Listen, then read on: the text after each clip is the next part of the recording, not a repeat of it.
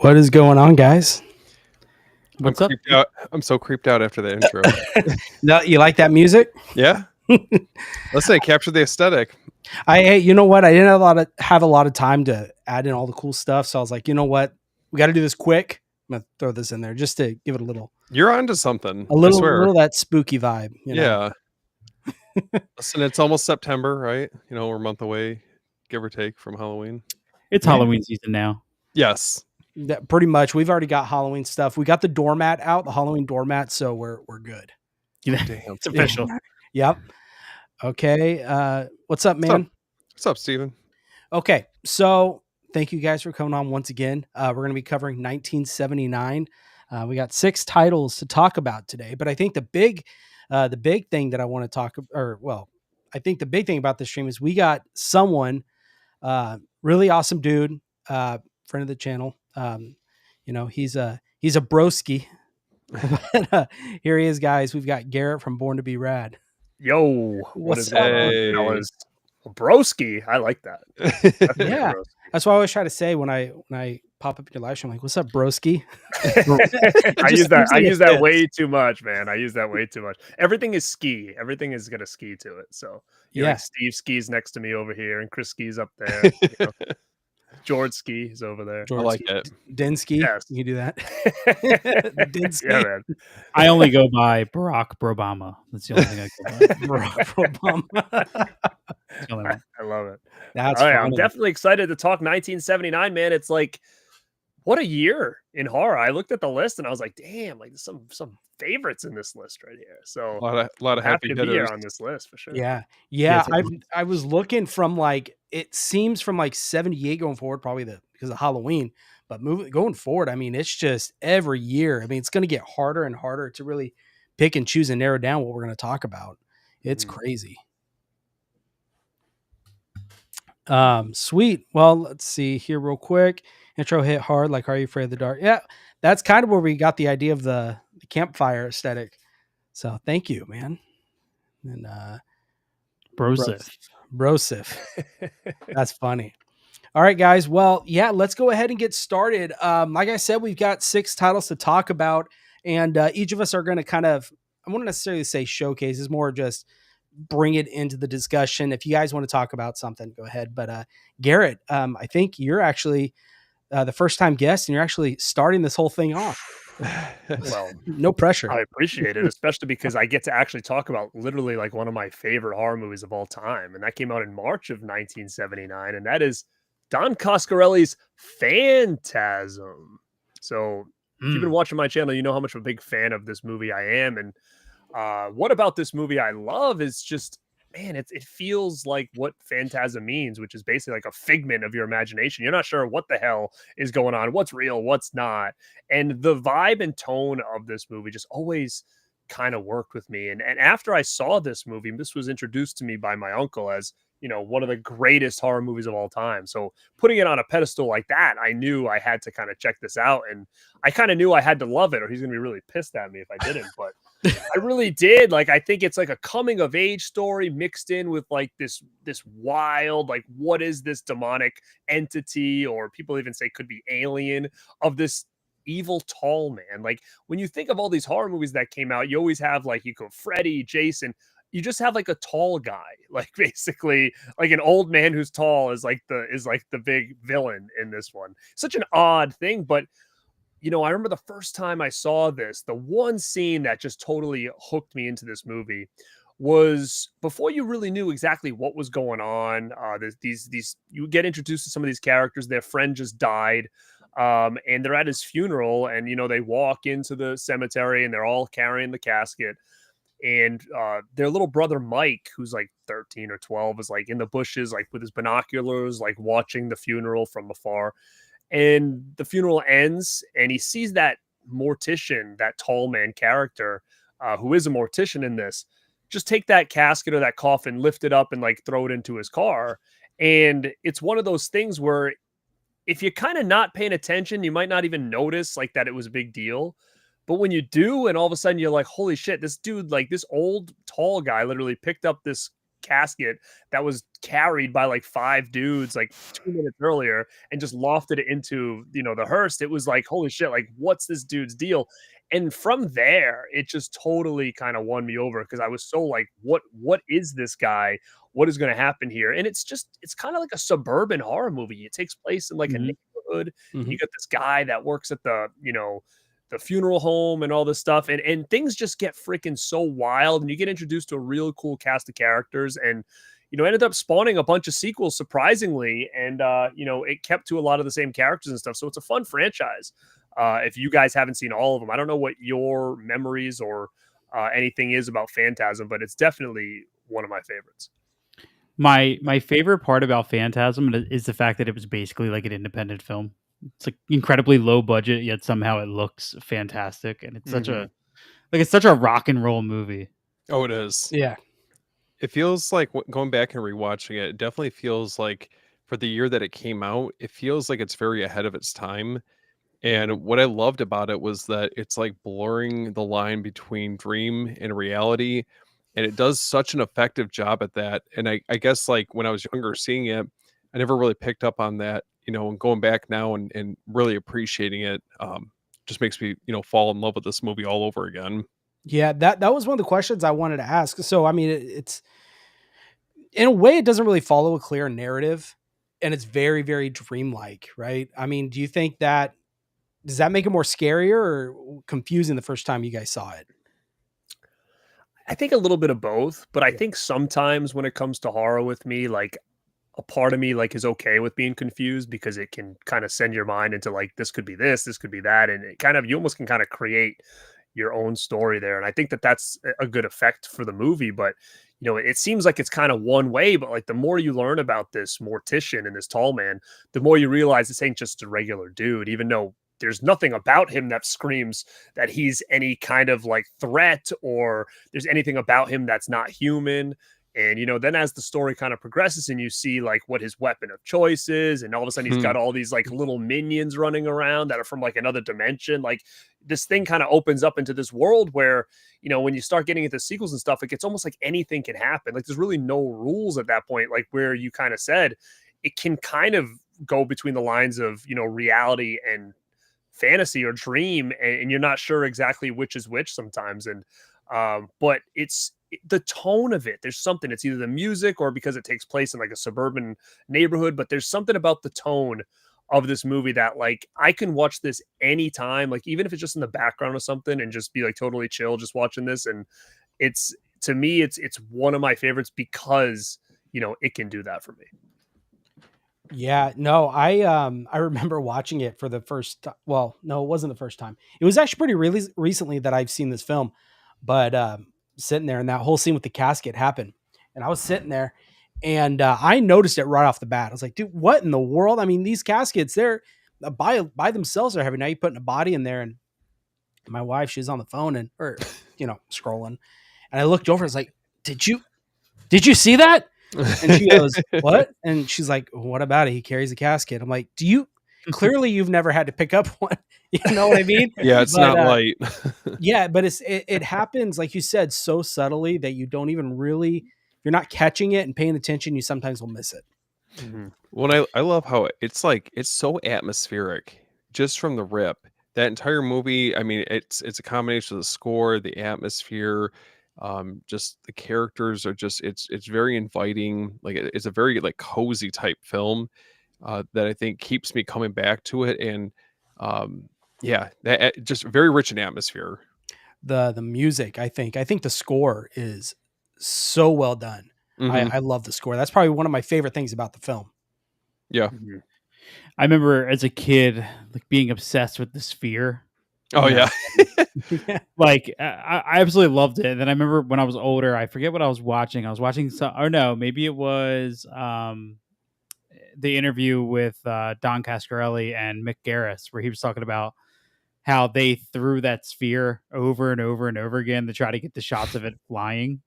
And I just pictured all these dudes in like these, marble hallways just chucking this thing around. How many things they broke and hit people. Yeah. And then it's like finally somebody was like, why don't we just put it on a string? like on a thin piece of wire, and we'll send it down the wire. You're like, yeah, that sounds better. Yeah. No, Or that even the effect of like sticking in the head and the blood shooting out of the little exit hole. it's Mhm. got a Oh, little. it's It's like gnarly. a little spout to shoot out. Yeah. You're right. But even like I remember falling in love with the scene, even when like the movie goes full bore once kind of the portal opens. Oh yeah. And that's when it really gets like you're just what the fuck is happening? Like Well, I it don't just even know. opens up a whole different world. I mean, it's like Narnia. They just, it falls into that little. I don't Close know. Yeah. enough. I think It's a though, very I think twisted one. I think people need more exposure to movies like this though, because I think just as like a society with movies, we've become so accustomed to like the give you all the information, the very straightforward narrative structure, which you don't need. You know what I mean? No. You don't need that if your story has or if your movie has a proper flow and a vibe and you need to just give yourself over to it. And once you do that, you just strap in, put on your seatbelt and hold on. The ride is a ton of fun. And once people start breaking it down too much and you start picking apart what makes sense and what doesn't, you're Mhm. kind of going beyond, it's not intended for that. And for anybody wondering who hasn't seen this movie, um, the I know a lot of the restoration work was actually done by J.J. Abrams. Yes. Yeah, Mm. he's Okay, a I didn't know that. massive fan of Phantasm. Like him and his studio did a full restoration of Phantasm. Like was heavily involved in this movie, staying current, and it still is to this day. Like with Don Coscarelli. Yeah, Yeah. Dan's right. It's very mesmerizing, especially like the sequences that take place in like the mausoleum. There's just something about it that just it feels like it could have been like literally ripped from a dream. The way Yeah. that it plays out, and the silver spheres like chasing after him. Like it's just I don't know. I think for that time when it came out, it's definitely something very unique. Mhm. Mhm. Are you guys sequel fans? Have like I've only seen 2 and 3 because I know it kind of gets a little messy at like 4 and 5. Yeah, I did a video, and it was called "The Most Underappreciated Horror Franchise," and it was Phantasm because number one, I feel like the first one is an ultimate classic, and kind of Mhm. piggybacking off some of the stuff that you said. When I saw that restoration that Abrams did, it came back out in theaters for like a short time, and that's like kind of what we see now in the Blu-ray sets. And this is actually like this is a 4K Hmm. media book, and it's the only way that this is out on 4K currently. It was kind of an overseas release, but it looked so good when they restored this thing. It was like unbelievable to see this after they restored it for the first time. And what you said about these movies kind of leaving things not a little bit open ended sometimes to kind Mhm. of create your own story behind it and not giving you away too much. I just saw Weapons. I don't know if you guys saw that by any Oh chance. yeah. Anybody has Yeah, seen it? that movie. I freaking loved it. And I'm pretty damn picky when it comes to especially modern movies. And I saw it was on Sunday. So I went and I saw Turtles in the theater, the 1990 Oh Turtles hell yeah. with some buddies. And we got out and I was like, we're leaving. And I'm looking around and I'm like, oh man, I need to see Weapons. I need to see Together. And then they're like, oh, we should go next week. And I'm like, dude, you know what? Like, it's so hard for me to like get out and do this. Like, we're already here. Like, Yeah. let's just go get something to eat, come back, and we'll watch Weapons. So we went and got food and came back. And, we're sitting in the theater and the credits start, like the trailers start. Dude, I'm dozing off. And I look at my buddy, I'm like, Oh god. dude, I'm done. Like, because I've had that happen before. Like, my body, when I sit down, it has trouble like just sitting down. Like when it sits down, it wants to shut down. That's basically how my Same. body works. Yep. And like today, like I told you guys before we started, I'm like, I'm driving home, I'll be there soon. Like that's like I have to work this way. If I Yeah. stop and sit down, like it's over. So I was like freaking out because I'm like, I'm not gonna be able to review this thing. I'm not gonna be able to even watch it. I'm gonna be out within seconds. And as soon as that opening movie hit with like the kid talking and it's like the crawl came, I was locked into that movie from start to finish, and it had me like from the first sentence of that movie. And there was a lot of plot holes in there. So like there's a lot of like why did this happen? But it didn't affect me at all. Like it didn't make me mad like some other movies would be, where it's like doesn't make any sense. It kind of made me want more, which Yeah. find these things out, and come to find out they're actually considering maybe doing a prequel for this, talking a little bit more about the woman or whatever. But I didn't know if you guys liked it or not. I know it's kind of getting Mhm. mixed reviews, I guess, more a little bit on the positive, I guess, but I couldn't believe how much I really liked this movie. And I literally went into this with zero. I didn't know anything about it. I saw a poster. That's it. Oh, Didn't it's watch a even review, better. didn't Yeah. watch any trailers, nothing. So I didn't have any clue what this thing was about, except it had some kids in it running down a street. That's all I knew. Did Naruto you style. guys did you guys what would you say? Naruto style. Yeah, like when I was watching, I was like, it's like when Super Mario or something when you're Yeah, when you're running. That's Oh, what when I you would thought, but speed up and the arms would go back. yeah. Yeah. So you guys all saw it? I didn't. No. Yeah. Yeah, I I think did. Chris is the only one who hasn't seen it. What did you guys think of it? I loved it. You did. It's Yeah. was Jordan great. and I were talking about it a little bit so far for the year. I would say, I would have to say it's like neck and neck with Bring Her Back, and both movies are just Ooh. very, at least for me. I don't know. Yeah. I just feel like they're very different tones for the movies, Mhm. but I love that these are both like very original concepts. That's what I want to like praise the most. Is this is what I'm always looking for, when I go to the movies, not just, rehashed ideas or, I mean, I love the Marvel or DC movies, but, to have a little diversity there is important. Yeah, I thought it's neck and neck with Bring Her Back. And Bring Her Back I thought was really, really good. That movie. It's like That a gut movie's punch. messed up in some scenes, pretty crazy. Yeah. Well, But, it's funny how Zach Kreger now is doing Resident Evil. And he was in an interview, I think with it was like Fandango or something, and he was like, "Yeah, it's one character that we're gonna follow from point A to point B, and everything that happens in between, which is Resident Evil." You know what I mean? And people are losing their minds. They're like, "That's not what we want," because he says he's gonna add like his own spin. That's not what we want. Blah blah blah. And I'm like, well, look, we got another, Ari Aster or another. Who's the other like Robert Eggers, Yeah. mhm. where now he's to the point where everybody's going to start picking what they want from it, setting expectations for what they want from him. And like Barbarian, I love. My wife and I went and saw it like right after it So much opened. fun. Mhm. Didn't even see a trailer for it, and even the narrative to that is not straightforward. It bounces around so much. And half the movie is what was advertised to you, the other half was never advertised to you. And I loved it, man. It was such a good experience. So we need to get out to see weapons. Yeah. Oh, dude. It's gonna I be think you're gonna dig it. it's gonna be interesting, and I'm really excited to see how he's gonna handle a franchise over an original idea. Kind of see with that take on it. It's gonna be really cool.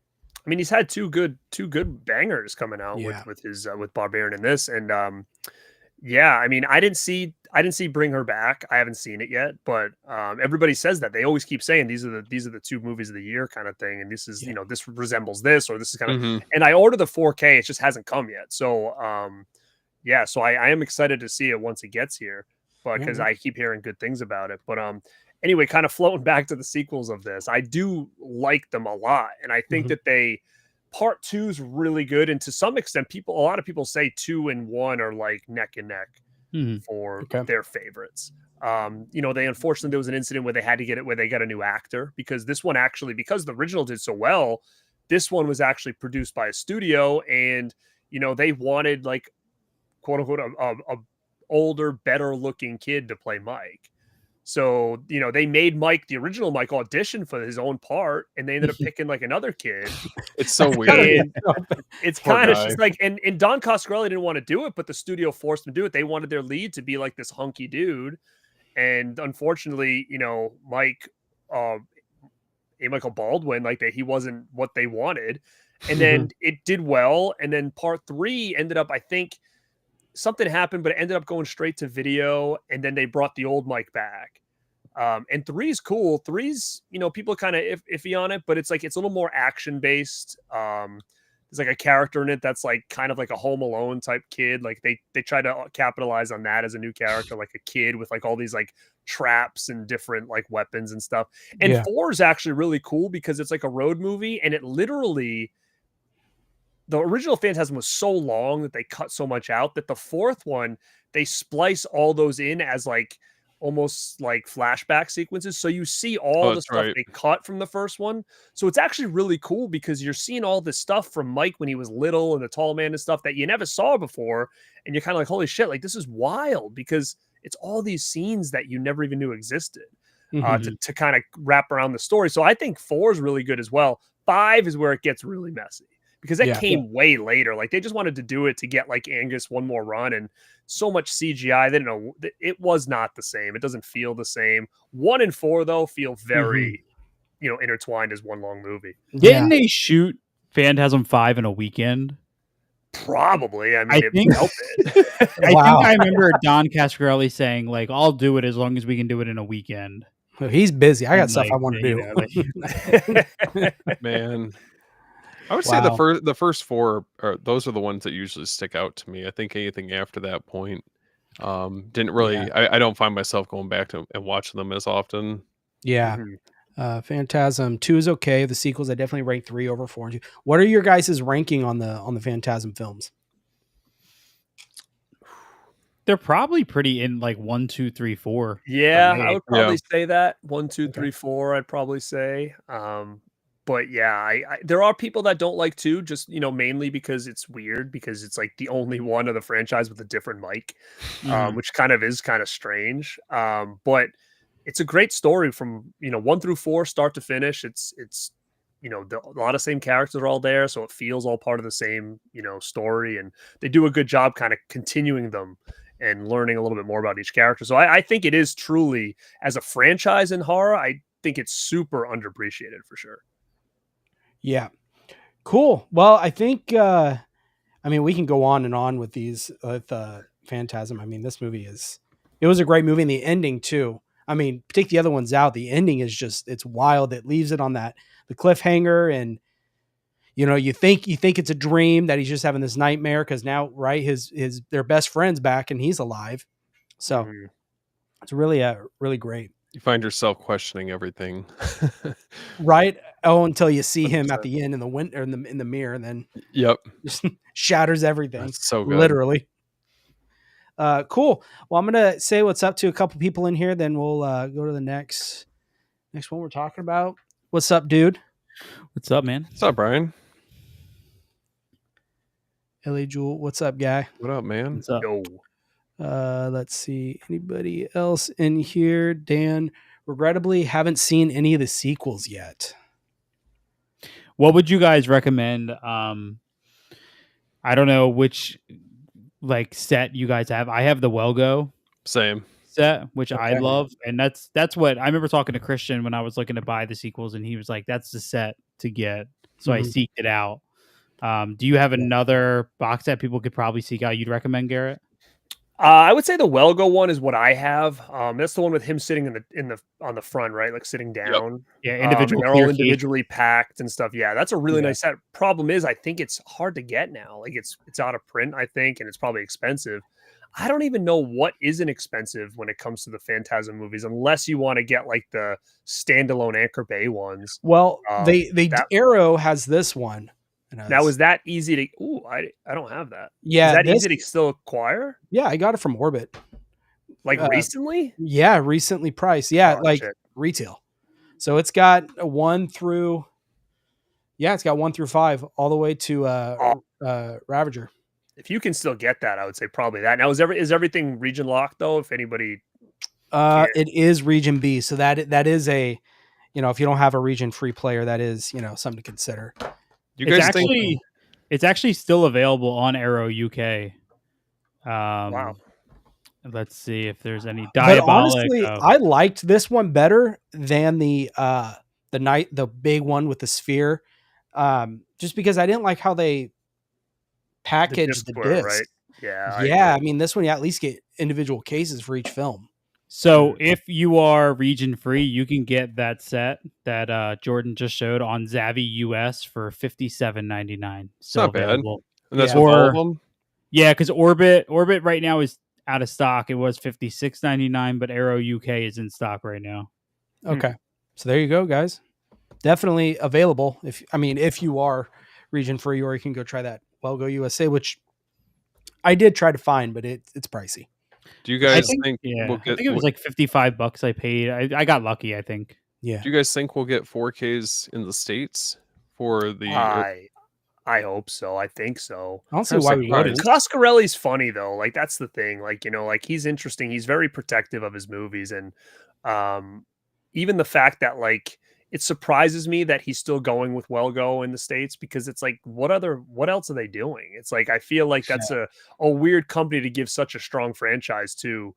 But he is very protective of it, and that's one of the reasons. But Well Go kind of fumbled a little bit recently with their franchise, and he was pretty pissed about that.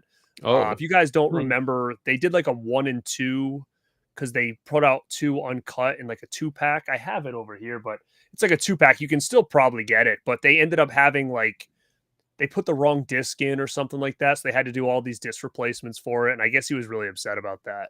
Wow. But he's got other movies like if you like his style, which I really do. The one thing about him, he doesn't have a lot of movies. Like he's got the Phantasms. He's got a movie called Kenny and yeah, that's Company, true. which is pre-Phantasm, which is like a coming of age story, which is fantastic. Then he has a post-Phantasm movie called Survival Quest, which is another great movie too. But again, they're all hard to get now. Like those are just still stuck on DVD. And then he had like I think he did one for Masters of Horror. Oh, And that's then he right. did Yep. John Dies at the End, which was a wacky, wild kind of movie that came out in the 2000s. I don't even know what else he's done other than Garrett, those. have you had a chance to meet any of the cast from any of the movies? Oh yeah, Like, I've got I got a poster signed after Angus passed. I had met Angus, got an 8x10 signed. That's He sick. passed during a convention they were all supposed to be at. So I have this poster with him in the front and the whole Yeah. cast signed around it. It's pretty sick. That's oh awesome. man, Yeah. So Coscarelli and everybody. What's going on, Jeff? what's up, Jeff? I have to Oop. bring this up. My wife, What's up, Larissa? great Hey, guest thank for you so tonight. much. It's Thank funny. you. I'll watch one of your lives. She goes, "Oh, Garrett's on." Okay. I appreciate that. Thank You you know, so she much, knows man. Garrett. I For love it. sure. Let's see. While we're waiting for Chris, as someone who has never watched Phantasm, what would you say to me about this film to get me to watch this? Probably bonkers. rewind this video to when I start talking and then let's go from there. Yeah, It's- go back. It's definitely. I mean, I think it's I mean, obviously because we're covering it, but it's definitely a highlight from the '70s. Like, I don't really find myself like there's not a ton of movies I feel like are like overly similar to this one. That's why I think it stands out so much. 100%. You know, It's not like anything else. And that's where I feel like Coscarelli really stands out is like look at a lot of his stuff and it's like he's so out there. It's like this is not like anything else. And a Saturn video just said Bubba Hotep, which I forgot about. So he's right. That's another Coscarelli I was movie. And it's gonna freaking put that up too, bonkers, yeah. right? Yeah. So I mean, you think about his discography and stuff and his filmography or whatever, and you're like, holy shit, this guy is he's just so original with his content. Yep. I will say for late Except 70s American horror, Phantasm is like the rebellious side of it because as you're going to see in a lot of the other movies we're going to talk about tonight, there is a certain level of prestige to horror still at this point. You know, we haven't really reached the point where it was kind of celebrated to be a little trashy. Phantasm does feel kind of like the guy in the greaser jacket among the jocks. You know what I mean? yeah. Yeah. I can And see it's that. funny because That's a good way it's to put held. Yeah, it's held on the same standard. I mean, we're talking about it alongside, so it's a very rock and roll experience when rock and roll was still kind of being shunned as devil's music. You know? Perfect. True. Well, I think that's a great way to end it with this one. Let's go ahead and move on. We're going to be talking about this. Now, this one came out in May, so just a couple of months later, and we are talking about David Cronenberg's The Brood. Now, this is a heavy hitter for me. This is actually one of the first David Cronenberg films I had ever seen. This one definitely is a slow burn. I rewatched this the other night with my cousin. He had never seen it, and he was not about it at the beginning. It's a funny thing. He's 21, and so I was like, dude, let's watch this. I'm trying to inch him into horror a little bit more, and man, I kind of told him the concept of the film. Oh, it's really cool. Let's watch it. And then he was like, there's nothing going on. I'm like, you just got to hang on. And this definitely is one of those movies where if you just wait, it pays off. The payoff of this movie, it gets wild. Of course, you got Cronenberg with his signature body horror throughout the film. Not throughout, it's more towards the end. I think the performances in this movie are fantastic. And then I think what's really cool about this, and we could talk about this a little bit as we talk more about the film, it's actually was pretty much inspired by something that really happened to David Cronenberg. That's kind of where he got the idea for this movie, which I think is just the fact that what he had to do for that situation in his life that inspired this film it's pretty crazy. And it's definitely up there as one of my favorite Cronenberg films. Okay. I respect that. Yeah, I can respect that. The Brood is funny, man, because Cronenberg has this way of there's no everything feels like a cold open. Like all of his movies just start. You're not like think of like The Fly. You're just thrust right into the character. You know what I mean? It just starts. Yeah. Cronenberg wastes no time, and his movies are relatively short. For like you know, these could be 150-minute movies, and I'm sure nobody would really complain. But there is to The Brood, if you're really paying attention, just this like slowly mounting tension that just continues to like swell and swell and swell. And I think I don't know if it's because it's the amount of questions you start to build up so quickly, especially with character motives and you know everything. There's a second side to every story. My only thing with The Brood is it feels like the middle of the movie involving like once you kind of arch into the third act and you get into the children that are running around, that's more interesting than what actually happens at the end of the movie. And the movie's kind of marketed around the second act events more than it is the third. But man, it's fucking creepy. Oh, it definitely is. Yeah, the whole and it's if you guys have seen the movie, haven't seen the movie, sorry, but it's been out since 1979, so you guys should probably have seen it. Yeah, that's fair. No, the ending, and I was watching this interview with I can't remember the actress's name, plays the main character. She talked about how that whole scene of her picking up that creature or the brood and licking it and cleaning it, that was a whole improv thing. She kind of tapped into like an animalistic mentality of kind of how dogs would clean their pups. And that's kind of what she went for with that. And man, it delivers. It's pretty, well, yeah, it grosses you out, and it's pretty shocking because you don't expect that whatsoever. But they tease it. If you watch like at the beginning, the opening shot when Oliver Reed is having his therapy session with the guy, I mean, you start to see the welts start to kind of grow on him. So there is something, what do they call it? Psychoplasma or psychoplasm. There's something to that. And they kind of sprinkle it throughout the film, and it just grows. Like you said, Chris, just grows and grows until the very end. Yeah. It's like you guys said, it definitely is a slow burn, which I do actually enjoy with horror. You know, if it has a payoff, I'm good with slow burn. I like to kind of figure out what's going on, kind of just sit and immerse myself in the story. And I can see people not even making it to where things start to get crazy because it is a really slow burn. Like, what is this even about? Like, what's going on? But similar to what I said with Phantasm, when, you know, Mike was looking in the binoculars and he picked up that coffin, same thing happened here. I don't know if this was my first. Fly was probably my first Cronenberg. This was early, though, because I had bought a DVD from like MGM or something, I think.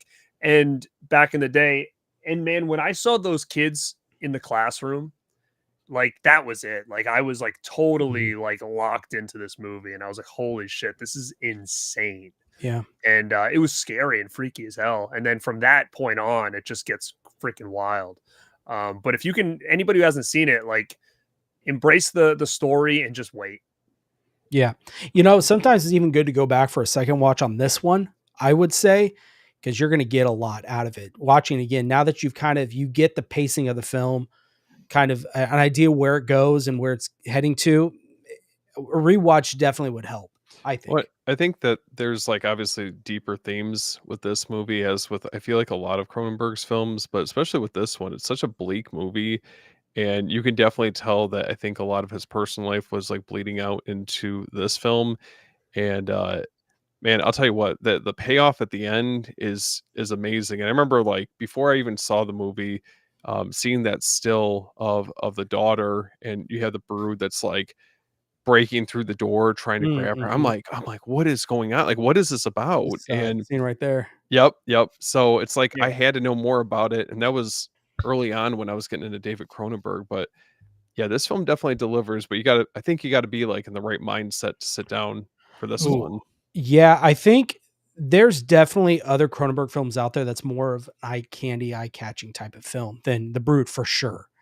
Um, It's incredibly bleak, but it's David Cronenberg is very good with humor. His humor is just so dark. It, like every time I think of David Cronenberg humor, I think of like the opening of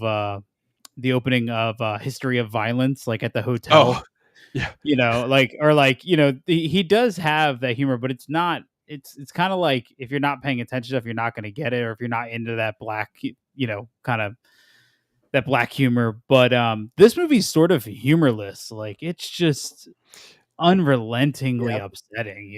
yeah. And that's exactly like Saturn said. You can kind of Yeah. see he was in a different mindset, in this Mhm. one. Well, Yeah. what's crazy too, the whole idea he had to go to California to rescue his kid, Mm. Hmm. right? His wife had joined that cult, and it was just wow. I couldn't imagine. Um, what do you guys think? Because this movie treads the line of body horror, but also kind of a psychological drama about trauma itself. Hmm. What do you think in you? What does it work better as a body horror film or like a psychological type movie? I mean, the body horror is such a small piece of it. Like, Mhm. it's like 2% of the runtime. It's like the Yeah, final 3 minutes of the movie. So to me, it's much more effective as psychological horror. I mean, it's also kind of it's very, I guess, like proto slasher, you could call it. I mean, it does have you know some slasher elements in there. So I think the psychological aspect. I mean, the body horror definitely enhances the movie, but I hmm think at its core, like the psychological horror, is really what drives this film, and especially with, they're obviously dealing with themes of like trauma and abuse, and the family dynamic and how complex it can be, especially when the parents are going through such a difficult situation to get through. yeah. Obviously, through Cronenberg's lens, but yeah, he definitely does a very effective way, or like an effective job at like displaying that, and kind of putting his own spin on those themes. It's cool to see Cronenberg. Obviously, we know as he's known for his body horror. I mean that's what Cronenberg. To see him do a different take, kind of like this film, it's really cool. yeah, Um, I think n- what's cool here. Sorry, Jordan, just real no, quick. keep going. I think what's cool here, especially in when we're talking about this year, is this is the darkest movie of the bunch.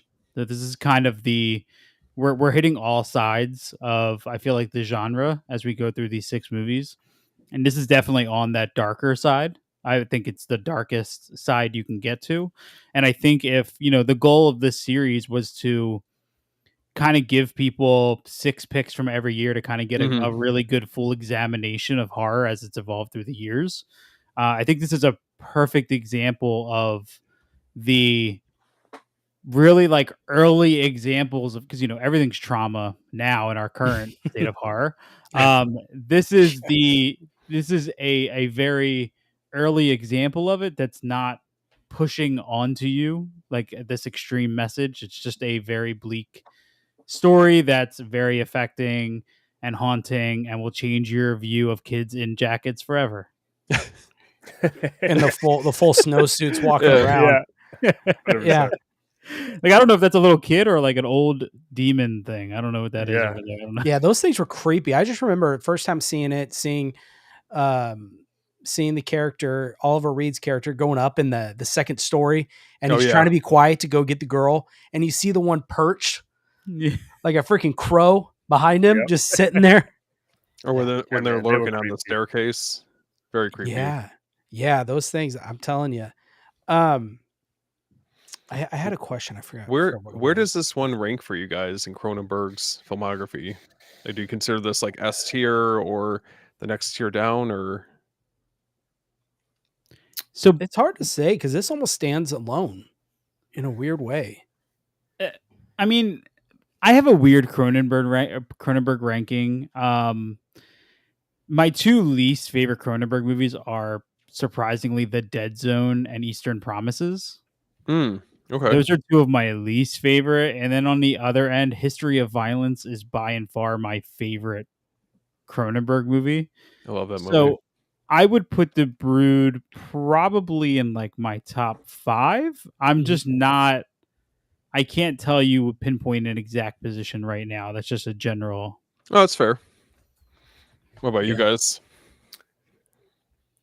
It was always to me towards the top. I mean, obviously you got things like the Fly and stuff like that. I love Videodrome as well, but yeah, I would say towards the top of it. But I mean, I feel like I don't know. Like I feel like when I watched this the first time, I was so like in awe with those kids, and like then when it got to that end, I was so like in shock of what I was seeing.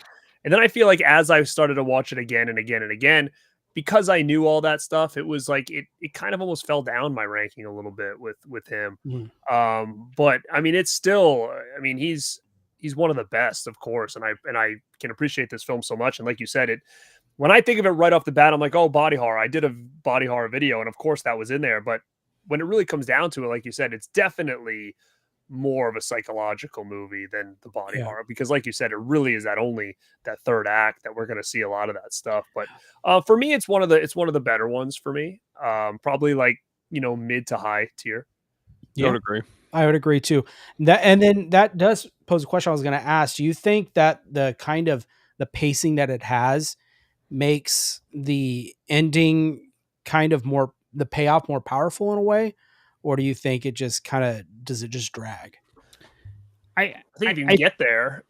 Yeah. If you can get there. This is the biggest struggle though with getting people into earlier genre films is like the 70s was a very specific kind of pacing. Like, it's very honestly, like storytelling was just different then. I feel like audiences were more patient, Oh yeah, for sure.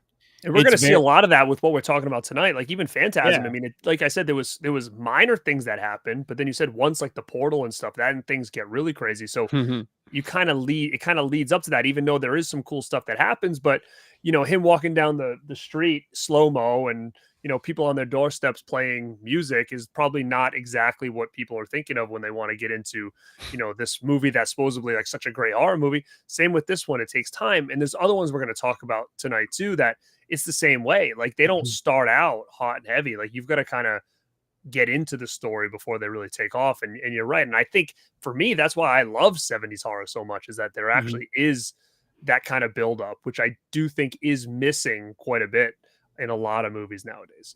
I would agree. Yeah. Nowadays, it has to be like a roller coaster. That has to be like an endless, like you can dip down, but then you got to have a spike and you got to do that over and over again. Back in the 70s, a lot of this was like mounting tension. It started at ground level and it just very slowly raised until you had that third act explosion.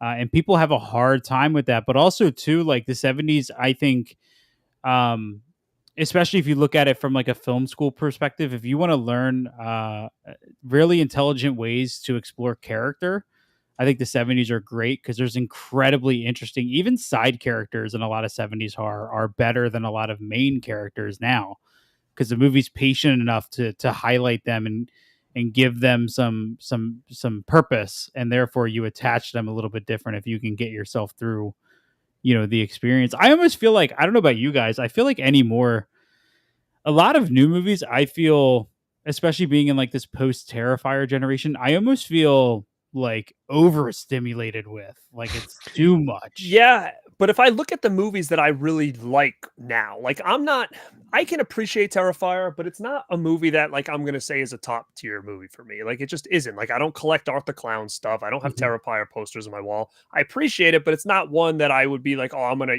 go all in on this movie. Yeah. But even just talking about this year, I loved Sinners. I loved it a lot. But that's another one. Like a lot of people didn't like Sinners because nothing really happened for a while. Like you've got to kind of it was a building story. And half the people wouldn't even, if they don't get through it, they would be like, hey, I heard it was a horror movie. It's not. Or I heard it's this. It's not. I loved Weapons, and I feel like there was a lot of stuff going on before you even knew what the heck this movie was about. There's a lot of story that they were telling, and I think that's why I was really, engrossed with it, because I was learning what the heck was going on and finding out what the heck is this movie about. They've got all these different stories going on to leading up to this, one scene where all of a sudden the movie kind of shifts, and I think just did a great job with it. So I think when it comes to movies, like even Hereditary, I love Hereditary, and like a lot of people might say that thing is boring as shit for a while, watching that movie, but I think that's what I enjoy. So there are some movies out there doing this still, but there are, like you said, you've got that whole other side of the fence where people want that like balls out right away. How far can we take this thing? How fast can we move? Like I saw Jimmy and Stiggs, and that's kind of that style of movie. It's like just like bonkers from the get-go all the way through. Well, Jordan, you and I talked about Sinners I wanted to bring that up. How like actually I was kind of like mid-tier for Sinners. I thought it was okay, but it really went downhill for me once it introduced the horror elements. Once the vampires, I was, that's when I started not liking it. The story was my favorite part. The world building, though, I loved that. The story of the two brothers and the whole idea with his relationship, one of them, the other one where they can't with their kid, and that whole story, the Smoke and Stack, and even the whole idea of there's certain musicians throughout time who can bring past and present and future together. I thought that was great. But yeah, it's when the vampire stuff started coming for me personally, and it sounds like for Chris as well, it just kind of fell flat. And I don't know. Maybe it was because I was such in the rhythm of the storytelling that it just kind of, I felt slapped in the face in a way, and it was just very jarring, I think is the best way to put it for me. I will say though, for this year specifically, I feel like the amount of like original horror films that we've gotten, I mean, I would say that this is like probably the most prominent year that we've had in, I feel like, some time. Yeah. I mean, people can say Sinners is very similar to other movies out there, like in certain ways, but I agree. Like I didn't, if the vampire stuff didn't happen, I still would have loved the movie. Like you said, there was so much about it. It reminded me of a Tarantino flick for the first half or whatever, or 3/4. I appreciate the vampire stuff because in my head, I'm kind of like, oh, it's a horror movie and it's so great, and it's actually a great movie, and people that don't even like horror will really dig this one too. And, because it's only a touch of horror. But I do think it was cool, but I don't think it was needed. I think it was already a great movie, no matter what they decided to do with it. But I think the fact that it was considered now horror, and it is such a good film, I kind of like, that's what I like about it, because it does give horror a little bit more eyes of a movie that didn't need it. Well, I think, Jordan, that's exactly what we said. We said you could remove all the vampires from Sinners and it wouldn't change. Like, to me, it would actually, I think, like, I don't know, like the ending of Sinners, like the ending sequence, sure, yes. Which you guys know what I'm talking about. The ending sequence is better than any of the other horror stuff that comes before, in my opinion. Like, it really picked up for me at that very end. But yeah, I mean, as far as original horror, like I'm happy that movie did as well as it did, because we need these movies to succeed. We need Weapons to do good. We need this stuff to happen. It was just one that didn't really, I don't know. I kind of watched. There was like my wife and I almost kind of hit, like, at the same time we hit a wall, and we were like, okay, something happened here. Something dropped off. Because I think they stopped telling the story and went into like action, full on action at that point. And that's kind of where. Yes. Yeah. I agree with you on that. Yeah. Perfect. Well, any more thoughts on the Brood before we move forward? No, it's just highly recommend if you're looking to get into David Cronenberg's films. This is definitely up there. Yeah, Saturn said something. Watch it once, watch a video essay, then watch it again. That's how you recommend to watch the film. Yeah, I know he was also pointing out, looks like Dead Ringers really appreciated that one. Oh yeah, Dead Ringers. That's one that I don't think gets talked about enough. Mm-hmm. It oddly enough, it's the one that got a TV series as a spinoff. That is true. Forgot about that. They're like, what's one of the most least known David Cronenberg films? All right, we'll make a series out of that one. What's up, William? What's up, William? Cool. All right, guys. Well, let's go ahead and move to our next one. I think Chris, this is you. This is a big one, man. I was kind of I kind of felt over like I kind of felt intimidated by this one, honestly. When this, Nah, man, just go feet first. I know you love this Dude. one. That's why I had to give it to you. yeah, dude. June of 1979 unleashed Alien, and dude, I don't know. What? Oh, he's just always showing up with his VHSs signed and all these crazy editions. I came to play. Love it. I don't know about you guys. One, I want to say, like, I'm a bigger Alien fan than I am of Aliens. I think Aliens is okay. I think compared to Alien, it's not even in the same tier. That's just me though. Dude, when I was a kid, Alien actually didn't work for me when I was a kid because, again, the pacing is so slow up until, the scene in the is it like the garage? Is that like with the hangar? Yeah, and like the hangar. Yeah. When the movie really picks up. But technically and creatively, Alien is, in my opinion, a perfect movie. Like, the opening sequence is brilliant. Just the ship kind of waking up, how well it's all shot. The slow reveal of the xenomorph is still looked at and studied today for monster movies. And I don't think many movies have ever really reached this tier yet. It's kind of hard to talk about, man, because it's so perfect. And it's such a simple movie. It's a very simple survival movie. There's an alien on the ship, and we have to survive. It's not an action movie. Mm-hmm. It's not going for the gusto. It's just this experiment in patience and in terror that works so well. And dude, like, there are levels and layers to this movie that you can peel back beyond like an onion. I mean, to H.R. Geiger's designs, to the production design, all of the commentary on like how they purposely shaped all the doors and entrances like vaginas and did all this crazy, you know what I mean? Like, there's so much about this movie, dude, that's absolutely insane, but it's beautiful. And who isn't terrified of a face hugger? Don't even start with that. That's literally like my worst nightmares. Those face idea to a point where people are like, we're gonna send you one for Christmas. I'm like, don't even bother.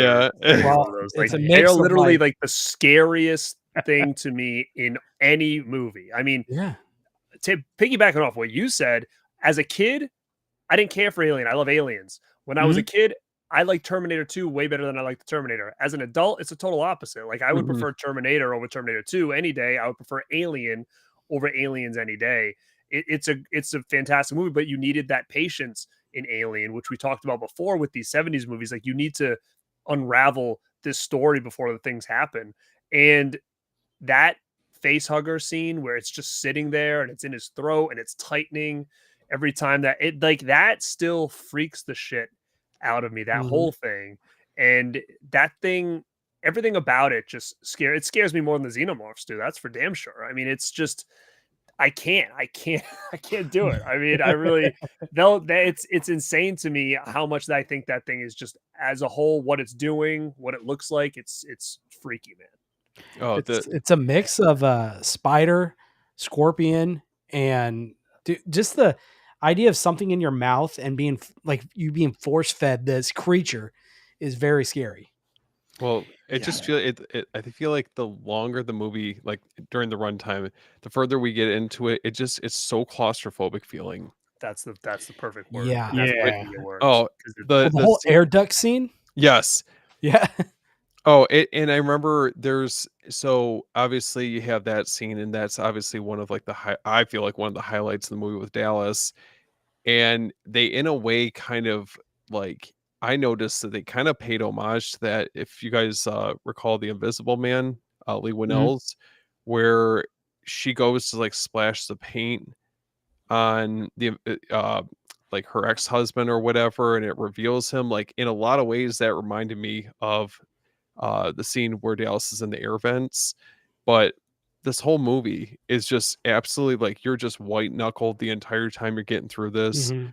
The chest burster scene, Oh, woof. I will never Yeah. forget the first time watching that. It's that and Texas Chainsaw are the two movies that it's not just a movie, it's like an experience. It's something that I Mhm. will never be able to like recapture that same feeling with, just how scared and terrified I was watching those movies for the first time. Well, Dude, the where go ahead, Jordan. where would you play? What's scarier though to you guys, the chest bursting, the air ducts, or the ashes malfunction?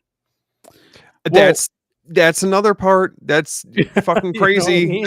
well, before we rank them all, I mean, I feel like we have to talk about. Clearly, I don't think you can talk about Alien without the chestburster scene. And what's so genius about Ridley Scott's direction is you have this, you have this moment when the face hugger jumps on Kane. We have no idea what's happening, right? Mhm. Not a single clue. And then he wakes up, Yeah. and you're like, oh, something's weird, but I don't know what. Mhm. And then the movie goes into is it breakfast or dinner that they're eating in the chestburster scene? I can't remember I don't specifically. remember dinner Yeah. maybe. Yeah, the dinner scene. And the movie gives you zero. There's no like music cues. There's no the movie doesn't the camera doesn't focus on him. There is zero clues that anything is about to happen. So you're kind of like, it brought you down. You're like, okay, I don't know what's going to happen, and then you're watching, and the moment he starts convulsing, it's like, what is happening? Like, we know something. What the hell is going on? Then he's on the table, and then you have the chest appliance, and you see the blood, Mhm. and it happens, and it is like, it's still to this day an incredibly effective effect. How Very well they pull that Well, off. yeah, what Ridley Scott did so well is he really made you feel a part of the crew, Hmm. and in the same sense, you're part of the crew as you don't even think about what's going on. You know, Hmm. you're part of the meal. You're sitting there with them, and then that happens. genuine surprise, shock. I mean, I don't know. It's that scene. I just remember how sick I felt watching that for the first time. I was like, this poor fucking guy. He's just trying to eat dinner, and this all goes to shit basically. Yeah, that scene is punishing, man. But then so is every other kill in this movie. Like Mhm. every scene with the alien in this movie is terrifying. Like in the ducks, but then it brings in the element with Ash's malfunction and stuff. So it brings in kind of some other, but the highlight to me is at the end, and still to this day, like every time I watch near the end of Alien, I cannot see that alien coiled up in there until he finally like uncoils A little and bit of the comes out. shine. Dude, it's like it's Yeah, brilliant. It's so good. yeah. That and Even that in Yeah. 4K, we design. can't see the thing. Yeah. That's how you know How it's is he? really well done. Yeah. That's funny. It's one of the most timeless movies ever. You can't believe it was made in '79. That's for sure. Oh, dude, like those opening shots, man, of just Mhm. like there's a one shot in the helmet where you see the computer reflecting off of like the helmet, Mm, the gorgeous. glass on the helmet, Yeah. and it's like you just hear like the sounds of machinery booting up and moving around and clicking, and it's so good, man. And then like Ripley is just an absolutely incredible lead character that I think the Mhm. franchise really kind of diminishes. As once you get past two, they kind of like do her some disservices. Well, that's what I wanted to ask. So she was kind of an unknown at the time when they brought her in, and she became honestly one of the most iconic kind of heroes of that time. what do you how do you think she compares to the other kind of standout characters of other 70s horror films? I mean, What makes her stand out in your opinion out of the rest? I mean, she's a different type of survivor.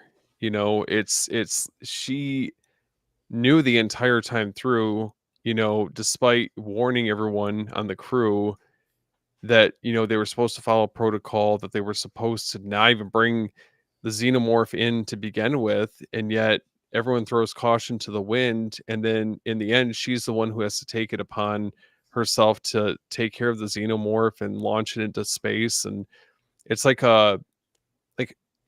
it's a very quiet type of strength that she has in this movie, whereas I feel like once you get to Aliens, obviously she just becomes like a full-on badass, and it's a little bit different. But in this one, I don't know, it's definitely, in my opinion, I think she's like definitely one of the stronger heroines that we have during this decade. Yeah, and she, right from the first moment with her, dude, she's like, she has such a commanding, like, strong presence. Like, Mhm. just the way that she, you know, that she presents herself and holds herself, like, to me, man, she's stronger and smarter than any of the guys in this movie, man. Like, this and Aliens, like, the guys suck, dude. Like, you know, it's the women who Man. stand out in these Yeah. movies, you know.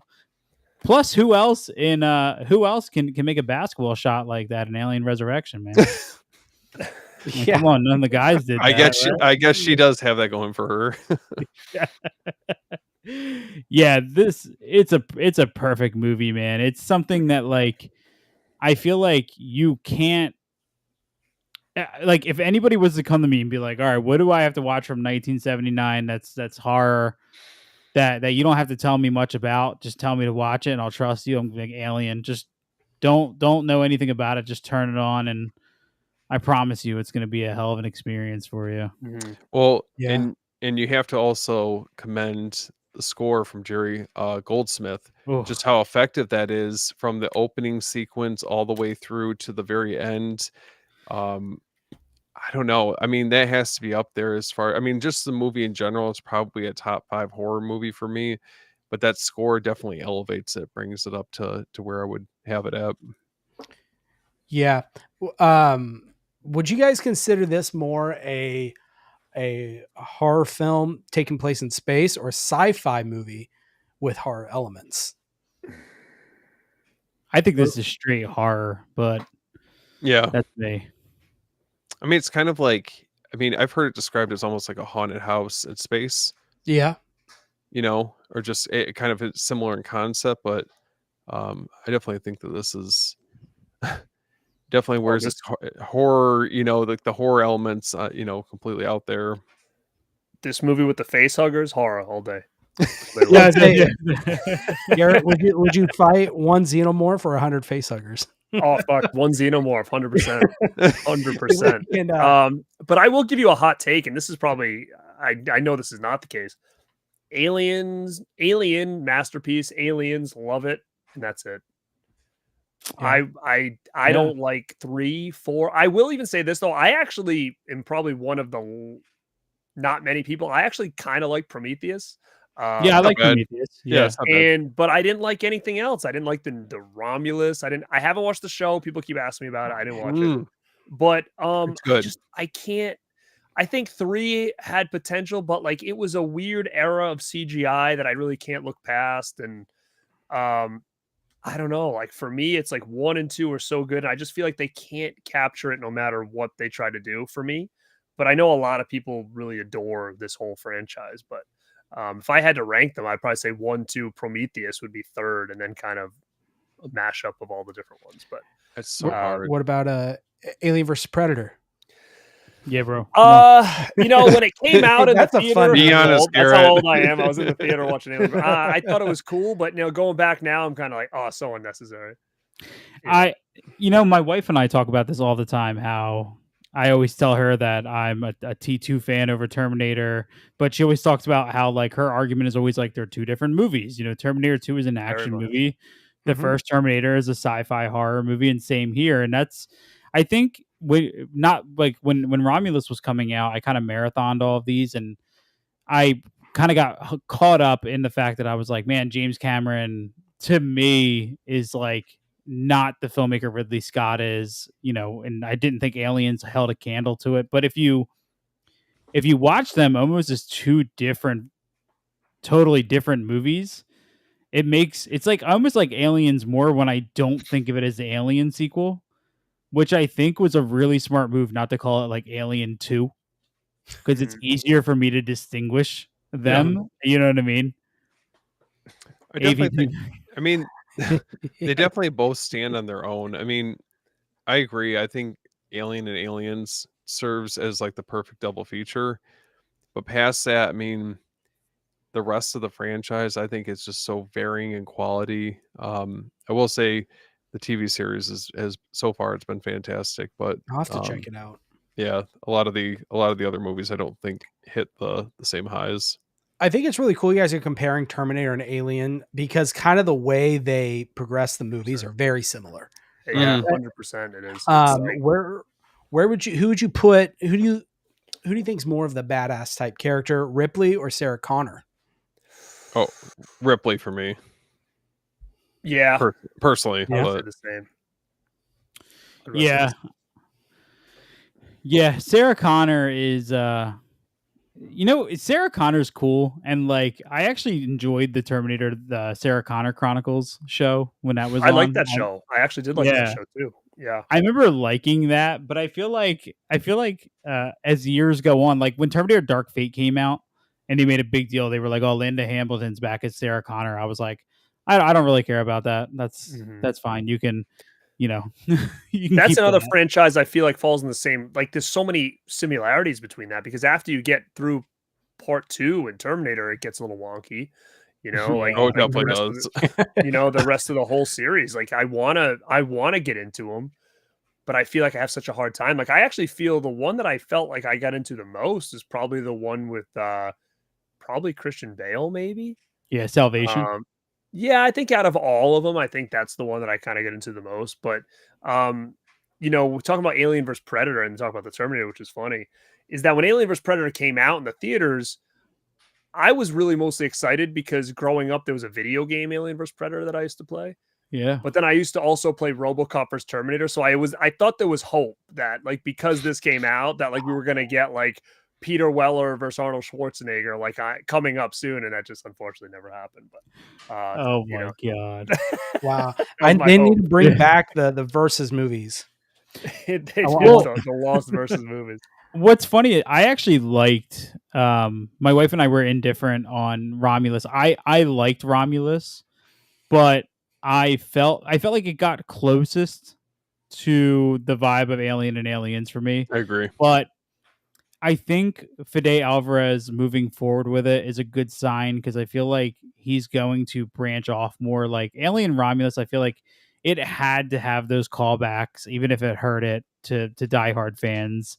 It had to reference back. It's not a unique enough story, I think, to really separate itself. But I think moving forward, if he really decides to do his own thing, then we're going to see, I think, a brighter future for his Alien movies. At least we'll see. That's what I think one of the problems with me before was I felt like the story was just kind of like too like straightforward. Like it was just like point A to point B and it was over. Like I didn't feel like I did with the other movies. Like I felt like the story for me was just kind of bland. And then I also kind of felt like I was sold a bad batch of goods, in a sense that I remember something came out and it's like it's all practical effects. I'm like, okay, sweet.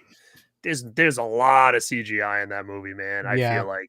Well, like, and even just seeing those face huggers running around, I'm like, this looks like a fucking video game. What is this guy talking about? Like that was that one scene where they pulled it off the mouth, and I'm like, okay, that's practical. But like there was a lot of scenes where I'm like, I came into this thinking I was gonna get the same kind of stuff we got from like the first early movies, and I just feel like it wasn't. Like I feel like, even the android guy, like I mean, that was almost like a big joke after that whole thing came out of how freaking terrible that thing looked.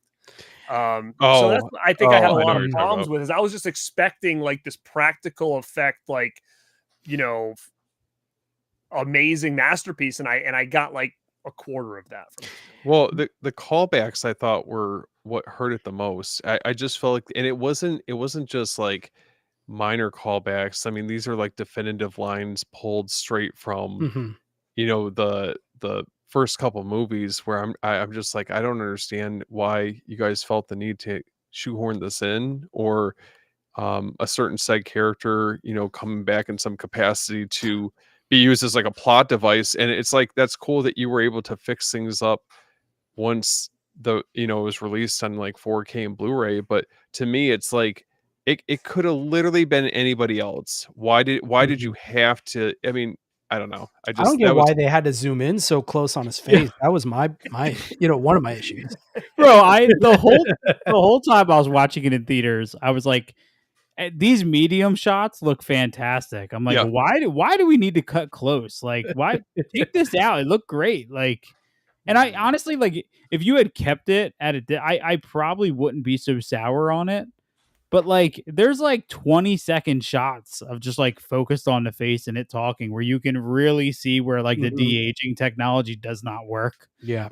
And I'm like, come on, like, I got to do this, man. Even if he was like, I listened to a podcast after the movie came out, and they were like, even if like they pulled him out and you saw him for a brief second, and then for the rest of the scene you just heard his voice and maybe like saw shots of the body or half his body, they're like, that would have been more effective than the endless like, oh, look who it is. Oh, here it is again. Look who it is. Look what we did. Look what we.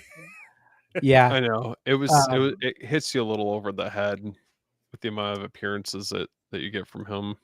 Yeah, studio interference. That's yeah.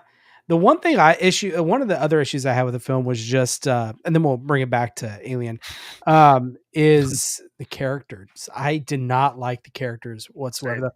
I'm sorry, but the whole scene where he answers the phone with all the eggs and they're starting to open up with like, come on, dude. Like that was a bad scene, a bad choice. I it wasn't believable for me. What about the ending?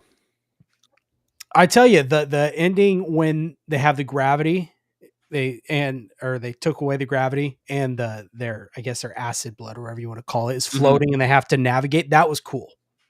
But again, Garrett, to your point, that scene when she was floating and shooting the xenomorphs, they cut to these really close practical shots of like the xenomorph's head, the xenomorph head exploding, and then they cut wide to all CGI. Hey, that was all practical, man.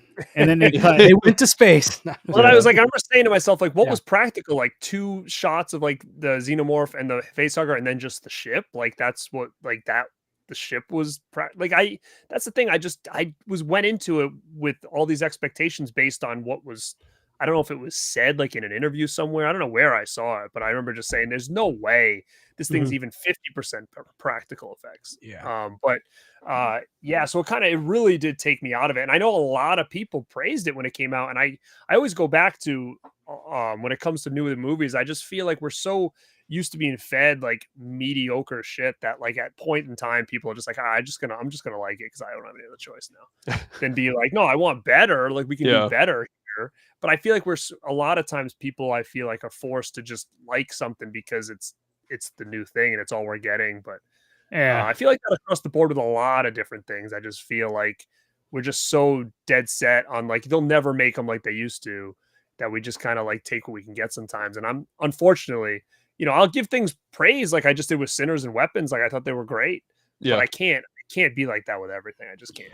Dude, with like those major studio movies, like once you start hearing the like those first couple, reviews come out, I always like joke. I'm like, all right, the checks started landing. Because then once the movie goes wide, then you start getting the real reactions. You know what I mean? But yeah, it's always how it is. They're like, this is the greatest thing ever. It's like when websites publish like the first reactions are out for this movie, and every single first reaction is like, this is the greatest thing since Alien. And you're like, said the guy who probably like experience matters, like said the guy who FX probably or Hulu just paid to fly out, gave you a full experience, paid for your dinner, got you some drinks, and showed him the trailer. Like, what are you gonna do? Get on it and then like they don't call you back? You know what I mean? Like, it's hard, right? I hear you. I know people that have told me that things like that happen. It's like, how can you come up and shit on something? And then there's been people that I know that have shit on stuff and never get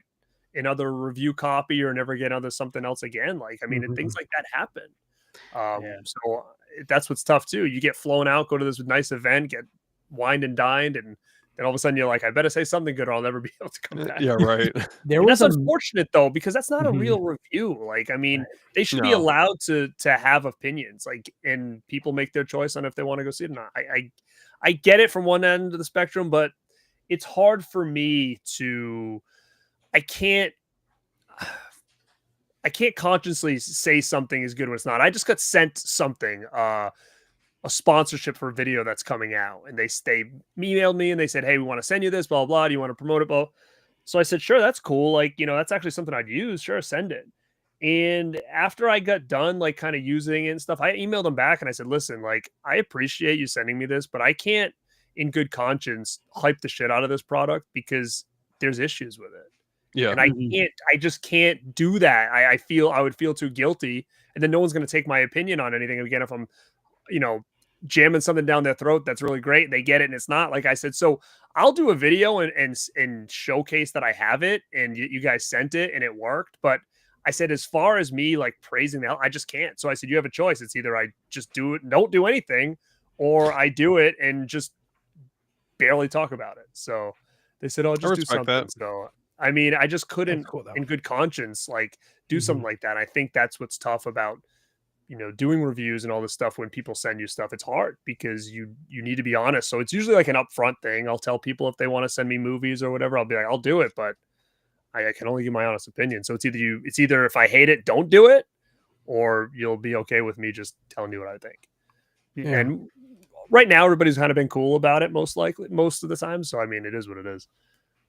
Well, I can't wait to see your Squatty Potty sponsored segment. Squatty It potty. didn't work, damn it. It's gonna be the what is it, the potty putter? Right. I can tell you what it is. It's going to be they sent me a 120-inch outdoor projector screen. Oh, that's Oh, cool. So it's okay. cool. Yeah, I mean, of course, like someone says, like, "Do you want to send it to me?" I'm like, "Sure." So we did like movie night at my house the other night Yeah. and set it up. And to be honest, it worked great.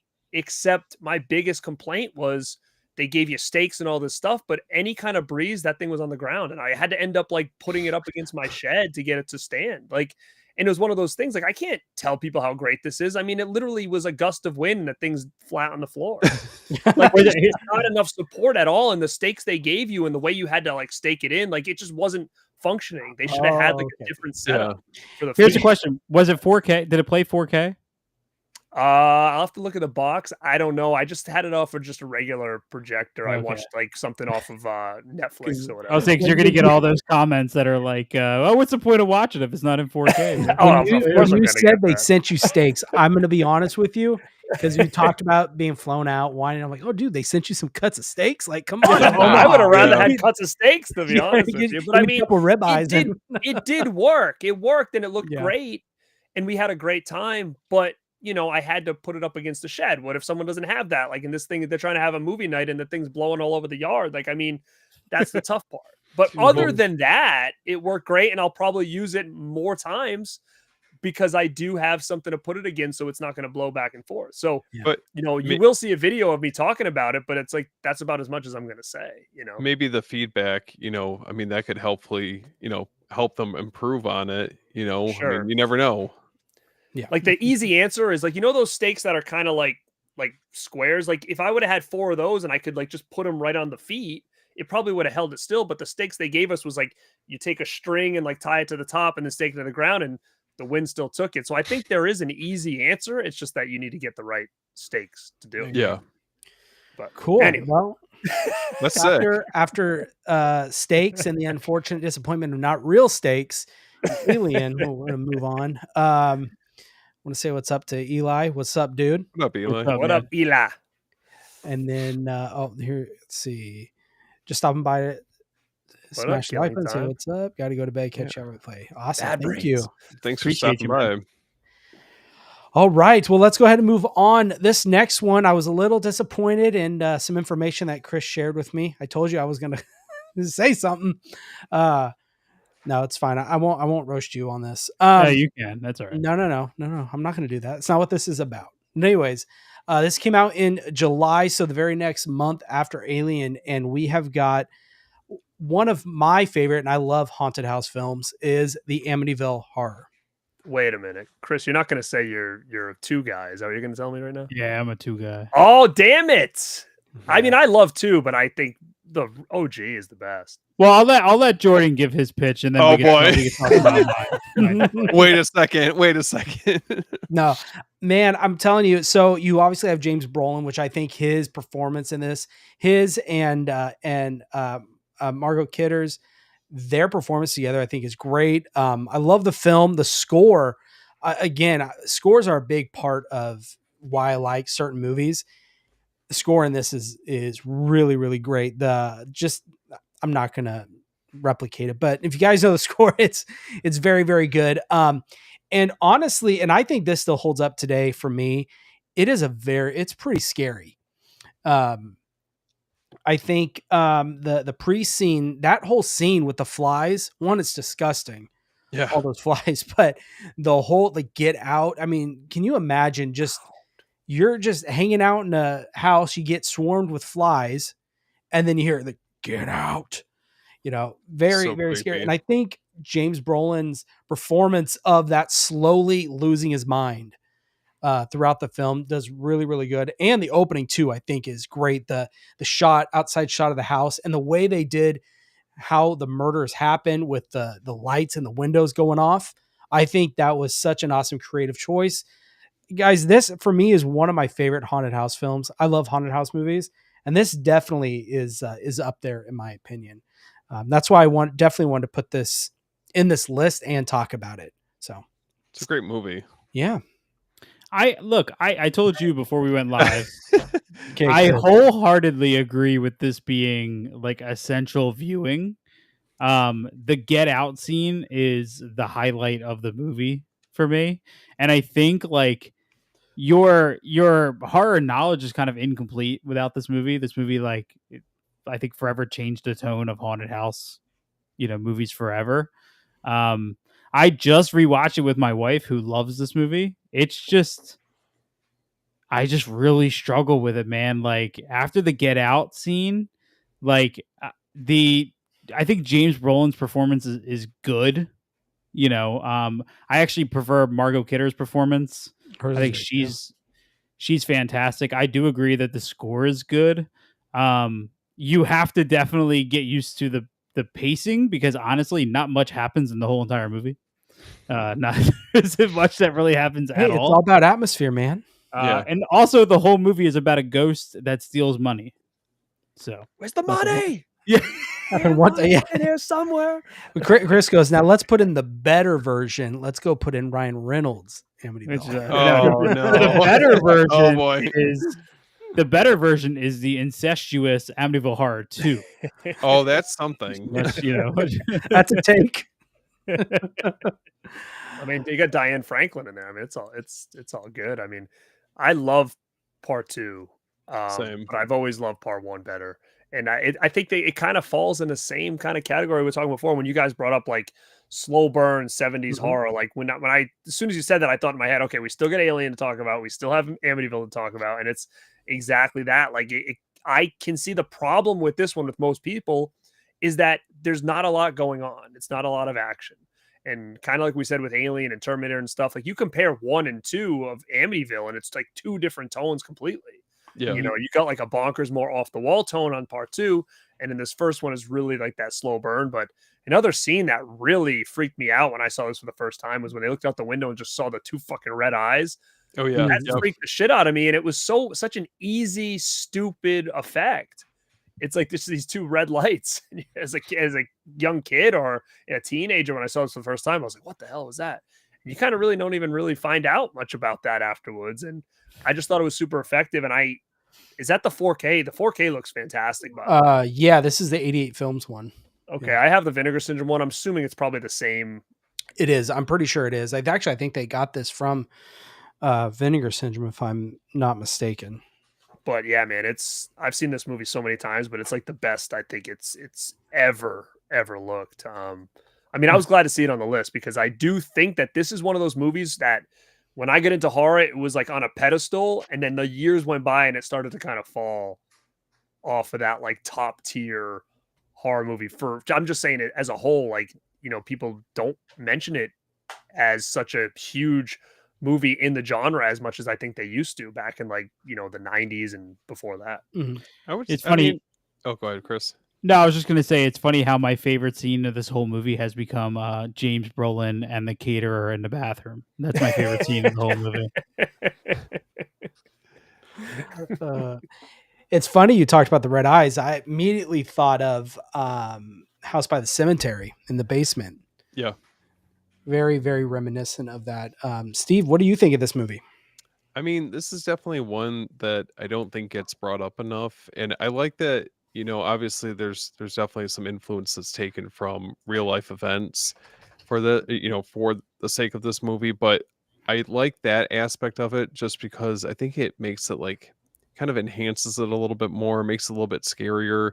Um, I mean, would you guys consider this probably like one of I don't know, like the scarier ghost movies, like possession movies, when we're thinking about older horror films? I do, but I think at the same time, everybody's different. I think, for me, sometimes less is more, and I know for other people, that's not always the case. With Hmm. other people, when it comes to like scares and what makes them kind of feel on edge, for me, it's a very much less is more Yeah. situation and then that's why I think this works for me. But again, I know a lot of people don't feel the exact same way.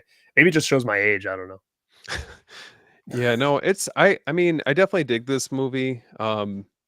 It's one that especially around like Halloween, I like going back and revisiting. It definitely feels like it captures that aesthetic. But yeah, I definitely dig this one. Yeah. I Go when ahead, I Chris. And I'm going to move on to another topic.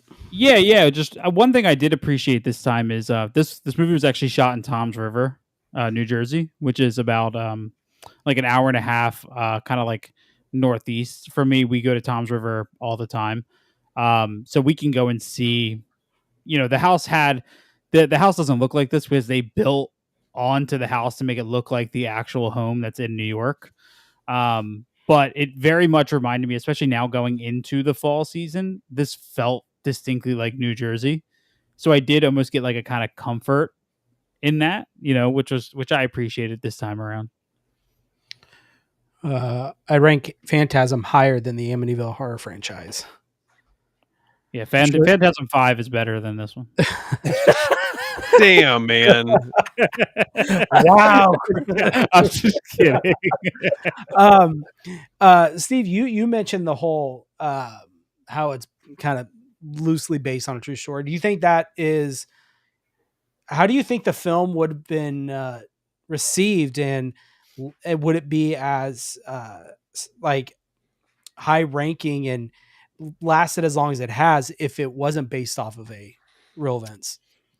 I mean, Because I'm like sure. that, I mean, that was a big marketing for this film. Yeah, I think that if you strip it away from that, I mean, I still think it's an effective horror movie, but the added element of kind of having that off to the side, I think just again it enhances the movie a little bit more. I still think regardless, like it's a quality movie, but I don't know. I'm always a sucker for those those type of setups. Yeah.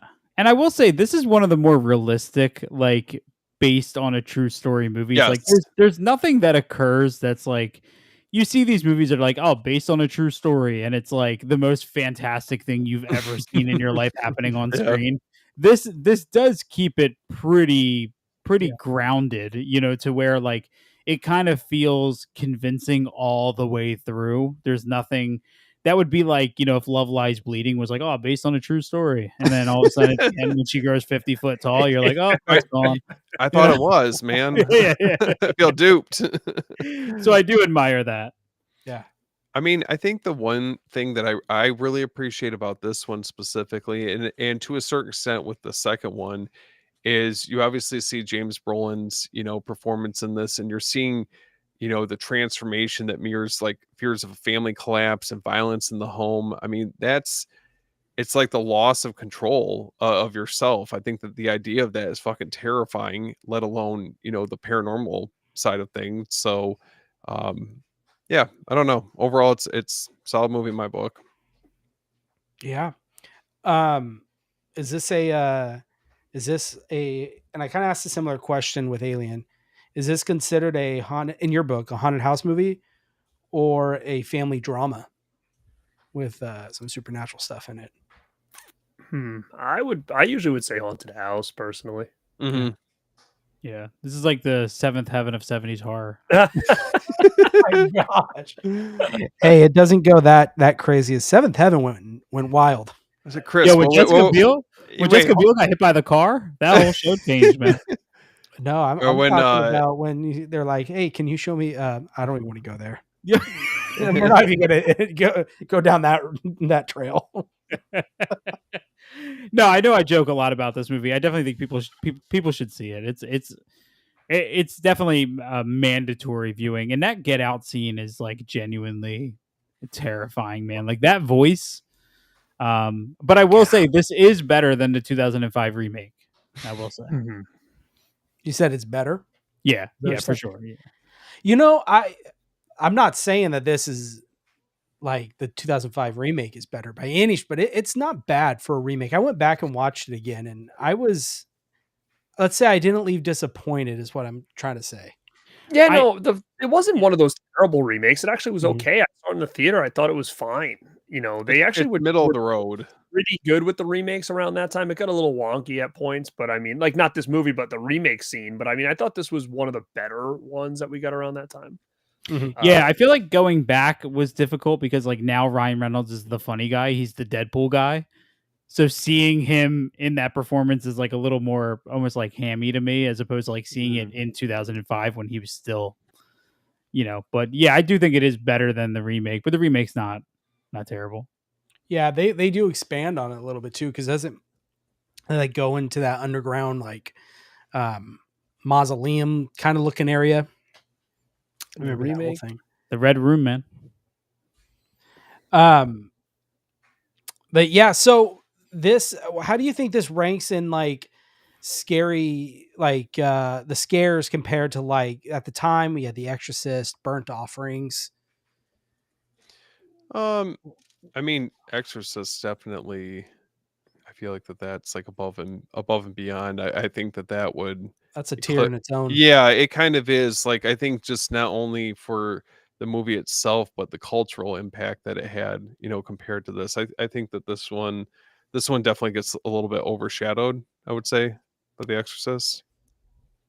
Yeah, I think this one had enough, like you said, there was scenes that to me, the red eyes, the flies, like there was enough in this movie that I think carried over into, people didn't forget about those scenes. Like, I mean, they've used the fly scene and like even like what Scary Movie 2 like spoofed it and stuff. So it's a very well-known scene in horror. And I think, back then it was like they were just trying to the 70s was so unique. I feel like there was just so many different things and it created, I think, really helped create the genre. And this was one of those movies that I think really helped do that as well. Along with like what you said about that, Rosemary's Baby, Exorcist, all those other movies around, in the 70s that really kind of set the tone for what we were to get, later down the road. Yeah, Rosemary's Baby is another one. You want to talk about slow burns? There's a few scenes, but that ending is pretty crazy. Did you guys get into this movie when you were initially getting into horror films, or was it like further out into your movie watching experience? This was early for me. This was one of those ones where like my uncle gave me a list of must watches, and this was on there. Yeah, nice. Same. Yeah, this was like always a reference. I remember in my house is kind of like my mom was into horror movies, and she was like the gateway for me.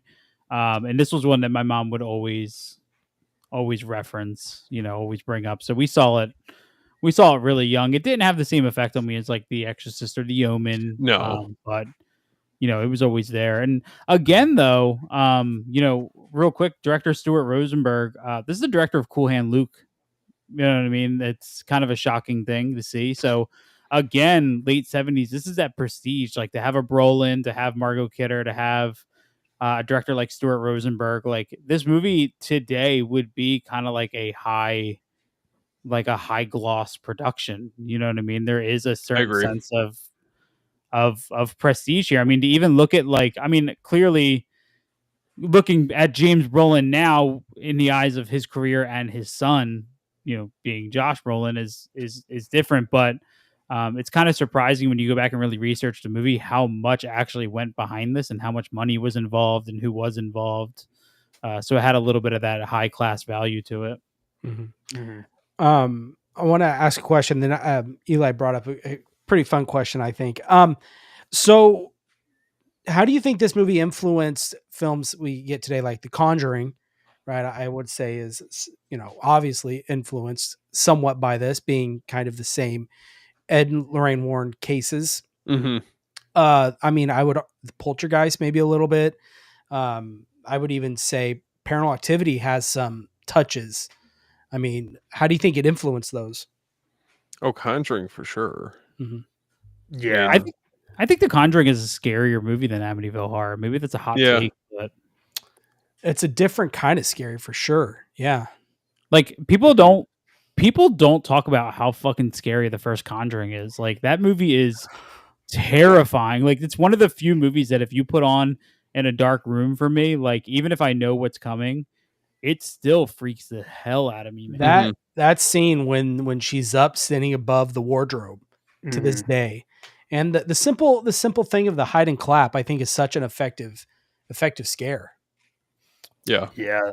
I have a crazy story about The Conjuring because that house is literally like 20 minutes from where I live, the OG house. So like when that movie came out, it was like, everybody was bonkers in my state because it was like, oh my God, it's the Conjuring house. It's here. This is the movie's about here. And, that first night, like there was literally, we were there opening night and there was lines like around the building for cool. Conjuring. And it was such a party movie in a sense that everybody was going nuts because it was like, it represented like Rhode Island basically, because that's where all this kind of took place. And it was crazy. And it's, I've actually surprisingly never even been there. I was just going to ask. Okay. No, I have never been there. And I'm like, what the hell's wrong with me? It's literally like, I could drive there like tomorrow morning. You know what I mean? Like, I don't know why it never intrigued me to like go over there.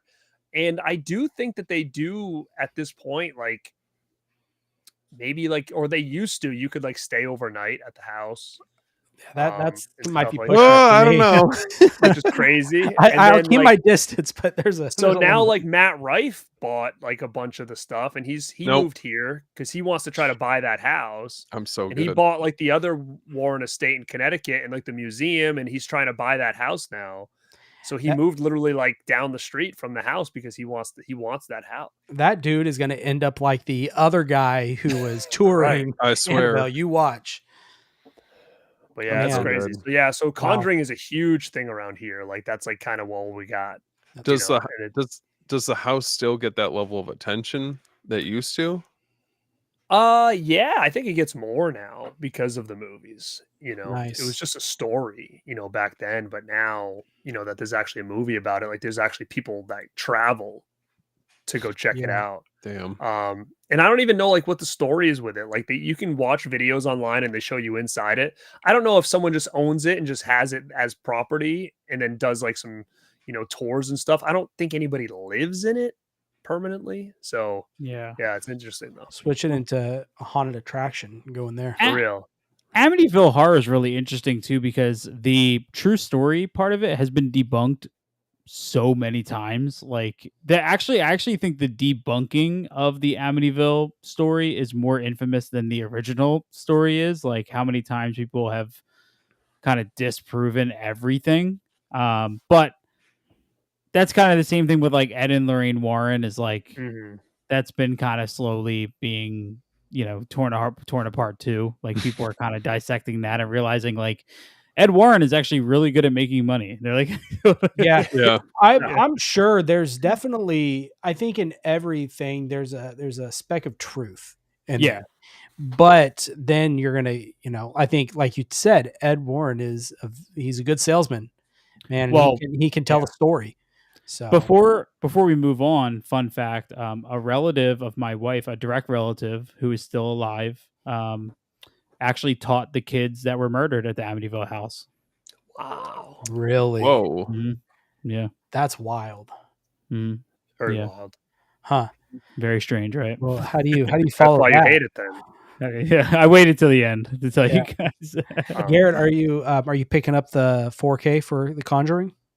I haven't yet, but I probably will. I was gonna say, does that Again, make it's you like less of a Rhode Islandian probably than that does make me less of a Rhode Islander, but I'm so like, we all are, as collectors, have our own personal issues. I'm sure that you kind of think, "Oh, I'm stupid for thinking this way. Why did I do this?" Like FOMO to me doesn't exist that much anymore with Mhm. certain things, but like aesthetics what my collection does, and it's really actually kind of fucking annoying that like I let like something like that like dictate like what I get and what I don't get. So, in my head I'm like, yeah, I'll get the Conjuring, but like, well then I don't. So then I have like a Blu-ray of 2 and 3, and the next one's like a 4. That doesn't make sense. So I might as well just keep them all together and Mhm. have them look the same. Like that's my my brain is like if Yeah. I can't have them all, then I'm gonna just keep it the way it Hey, is. it And keeps like you I I'm nice going though, through that for right sure. now with the damn Saw stuff. I'm like, I don't need to spend $35 on steelbooks for Saw, but there's no way in hell I'm buying a Saw box set because they never end. So like in my head, I've never bought a Saw box set because they keep releasing them, and then there's like another Saw, another Saw. And what drives me absolutely insane is if I have a box set, but then like 2 next to it, like on their own, like. Mhm. So in yeah. my head, I'm like, I'll never buy a box set because I never believe Saw is going to end. So like for me, I have like one on Steelbook, 4K. I have Spiral, I have Jigsaw or something else, and then I'm like Saw 10. So I'm like, well, that almost makes it like I kind of have to get these Steelbooks because then they all will line up on the shelf. And then if there's the next one, I'll just get a new Steelbook and I'll just line them up that way. Like those are the weird things as a collector right now that are like Yeah. bothering me. Not how much Yeah. freaking Deadly Spawn costs. That's like least of my worries, really. Yeah. I will, to anybody who wants to pick up The Conjuring on 4K, I will remind everybody of the year that Warner Brothers released The Exorcist and The Lost Boys on 4K. Everybody paid like $40 for it, and then 2 months later at Black Friday, it was $10. So patience in this case, Hmm. because it's Warner Brothers, will probably pay off most people very, very well. There you go. This is the one I thought was interesting. Eli put, do you guys consider Leatherface and this works perfectly for the time we're in. Consider Leatherface a traditional slasher or a Hills Have Eyes kind of killer. I don't consider him a slasher. It's more like people trespassing and he's just protecting his land. That's what I always took it as. Was he actually? To me, the original Texas Chainsaw, he just felt like a guy that was minding his own business, and all these people like running through his house, and he's freaking out, and he's just like, what the hell's going on here? I've got to kill these people, or I got to get them out of my house, or whatever." Like, I Yeah. don't think like he seemed like afraid, in the first one, he Yeah. was just kind of protecting his house. Like, I didn't see him as just a guy that's just running around trying to kill everybody, like we saw maybe in like the remake or whatever in 2003. I feel like that was a different Leatherface than we got in the OG. But obviously, with that look and stuff, they turned it into like he's just a slasher like Jason and all that other stuff. But I see him as a kid. He's like a kid in like this big hulking body. Scared Yeah. kid. I don't think, Steve, in our Beyond the Blood episode, I don't think we ever referenced even anywhere near this as a slasher, as TCM as a slasher. I don't think that original one you can put into that genre. No, I think it might have like some like proto slasher elements, I think in certain aspects, but I don't consider this like like through and through a traditional slasher. I would have to go off of what you guys were saying earlier, is that Leatherface has always struck me as like it's kind of the protector of the home, right? Mhm. So, as soon as people are trespassing there, I think I mentioned this before, he's like a junkyard dog. Like Yeah. they use him essentially as like an extension of the family, and he basically is just lined up to go kill whoever's coming on the property. Yep. All right, guys. No, Garrett, did you have something to say? nope. Okay. It looked like it did. Anyways, No. moving on. Let's go ahead and move to the next one. Steven, I know you're excited for this. Dude, I can hardly wait. Okay. Your time has come. There you go. You don't have to wait anymore. I've been waiting this whole live stream for this one. So we got to talk about none other than Zombie, Boom. Lucio Fulci's classic. This is one that I remember seeing back in high school, and right around the time that I was like first getting into like the Romero like Dead trilogy and just really starting to branch out more into horror. I had a friend of mine who recommended this movie and actually gave me a DVD copy of it.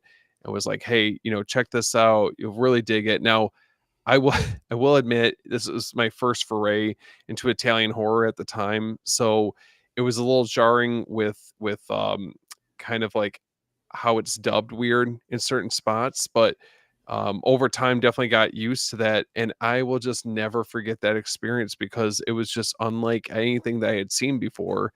Um, this is not Dawn of the Dead. This is something that's just more sinister, more violent. I feel like it's definitely more gory compared to Dawn of the Dead. And what other movies do you get an opportunity to see, like the eye splinter scene or the shark versus zombie scene that takes place? I mean, you open up in that movie in New York Harbor, and I'm like, what is going on? And just nobody's safe. And you're just trying to piece together what exactly is happening. It literally just throws you into the action, and there's just no looking back.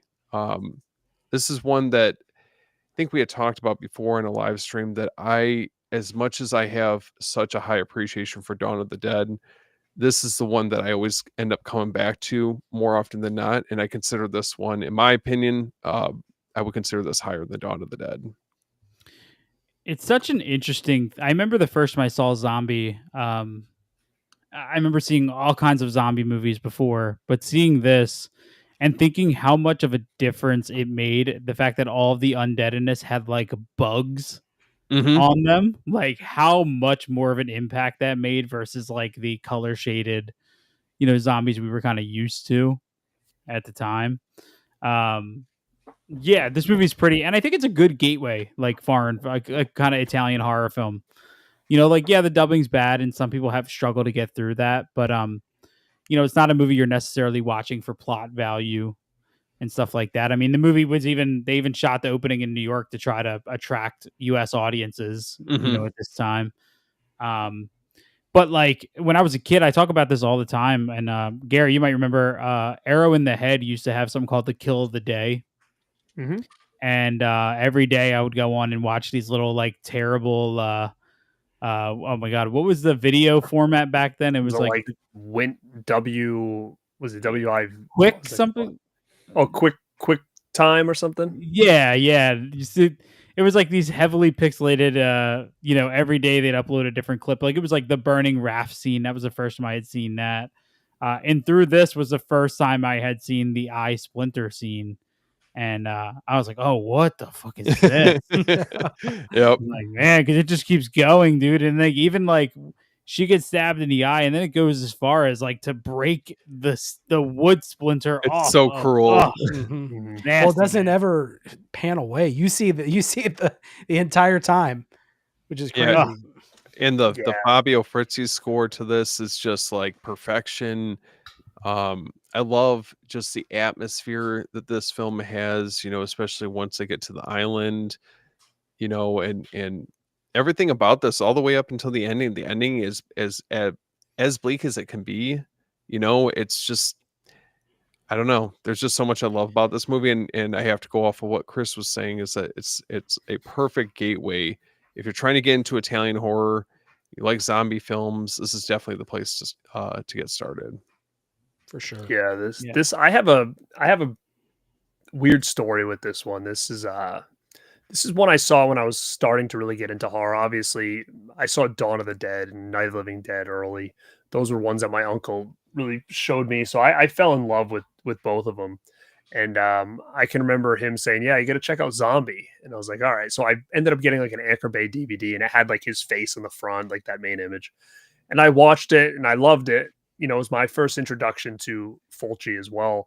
And I can't do the eyes thing. So that really fucks me up that he does stuff with the eyes all the time. It's like one of those ones it's hard to even watch. And, you get the shark and the zombie scene and you're like, oh my God, like this is so crazy. Like what is going on? And then I remember like just loving it. And then I ended up finding, I just randomly had it over here, was this damn Zombie box set. And this put out, it had Zombie 3, Zombie 4, Zombie 5 in here. So I was like, oh, cool. Like I get the other zombies, like, which they have nothing to do with this movie. And then like Shriek Show came out with like Zombie 2. So I was like, oh shit, I can complete the collection. I get the sequel. And I ended up buying it. And I put it in. I'm like, what the fuck? It's the same movie. Like it was so mind blowing to me. I'm like, I'm so confused. I got Zombie 2, they're the same movie. Then I got these three that have nothing to do with this one. It was like I had to go to my uncle and be like, what the hell is going on here? He's like, well, Zombie 2 is zombie, but it's like technically like the Italian sequel to Dawn of the Dead, which was considered zombie over there. I'm like, dude, this is a freaking nightmare mess. Like right now, like I don't even know what the hell is going on here. And for the longest time, I just remember being so like I couldn't figure this out, like this whole timeline of this movie. But all in all, I loved it, still do. But it was just one of those stories where it's like forever I couldn't figure out this whole. I'm like, well, where's 2 then? He's like, well, that is 2. I'm like, well, then what's 1? He's like, oh, Dawn. I'm like, what the hell is happening? Well, yeah, isn't like Zombie 6 is actually Anthropophagus. Yeah, it's insane to think about that. I think too, Zombie's cool because this movie's kind of a perfect blend of at the time, the modern day zombie movie, like the Dawn of the Dead style, but it also does kind of have a tinge of like the original zombie like films where it's a little bit more like, it's on an island.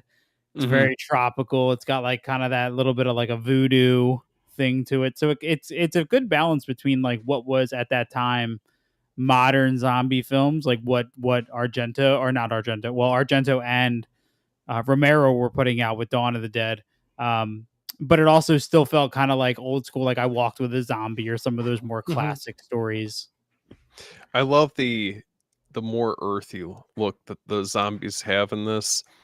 There's something about it that I think it really enhances like how the design looks, and it definitely holds up all these years later, which is just crazy to me. So Yeah. I have a deep love for this movie. Would you think that this zombie kicked off the Italian zombie boom, I guess, from the 80s? I would think so. I'm trying to think if there's anything else that would have. I mean, I think Dawn of the Dead, Dawn of the Dead kind of helped because you had the Argento cut, which was called Zombie.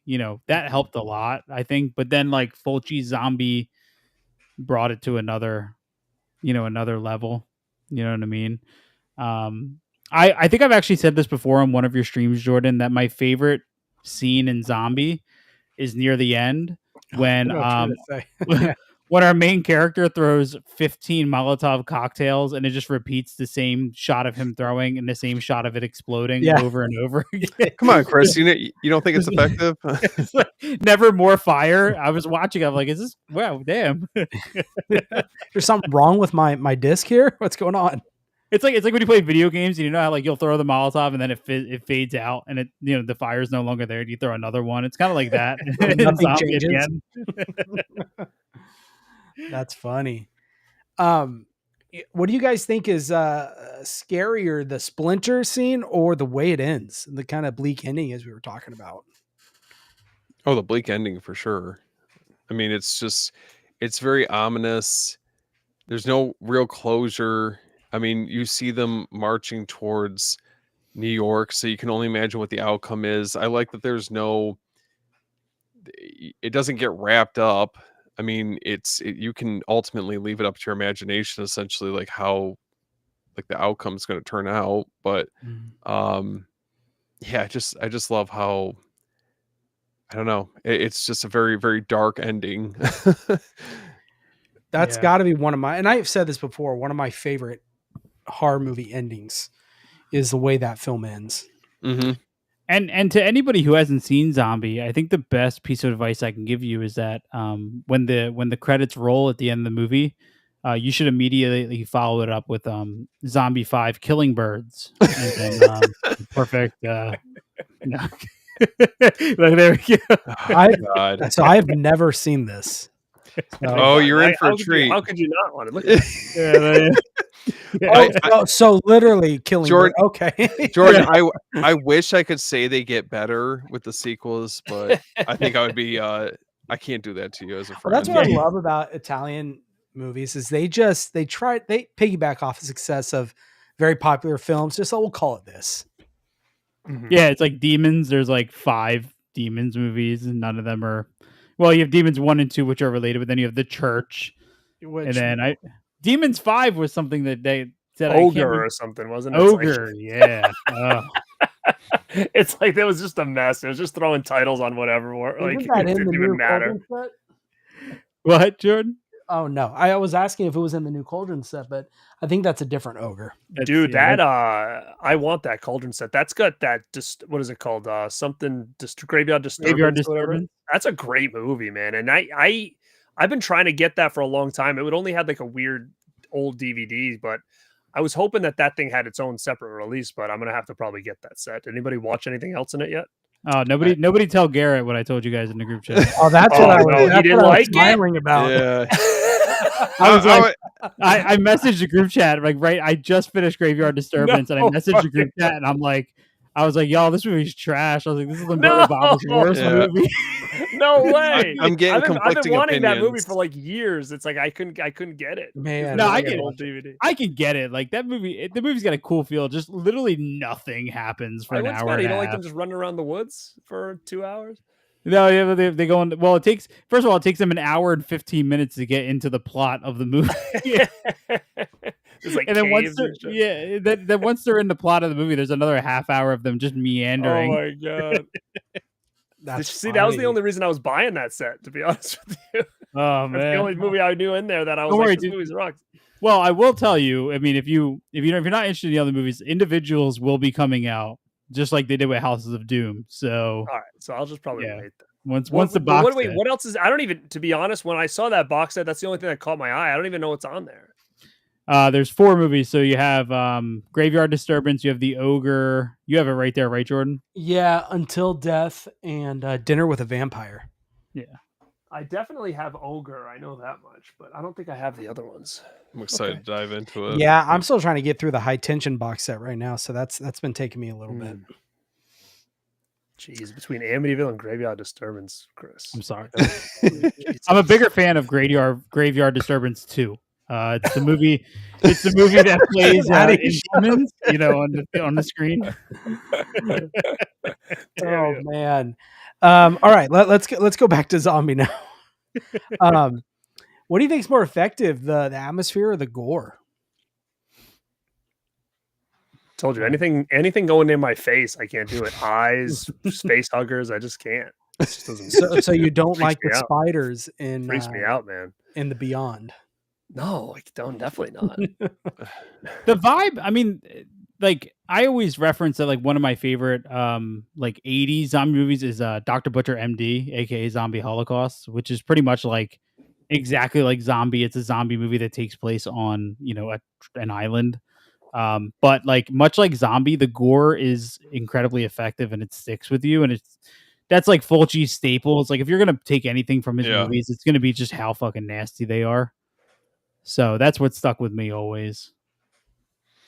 I think for this one, I'd probably have to go gore for this one. But then once you get to the Gates of Hell trilogy, I feel like the atmosphere definitely is in the driver's seat for those 3 films. So yeah, I cannot wait to talk about those. We're getting there. Yeah. Let's see. Any other thoughts about Zombie? I'm looking at you, Steven.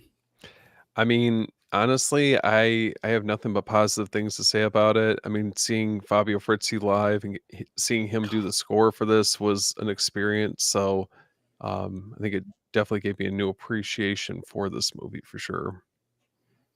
Full of that and drugged up sharks to fight. Yep. Sorry for the animal lovers, but it's what happened. It was a different time. Yeah.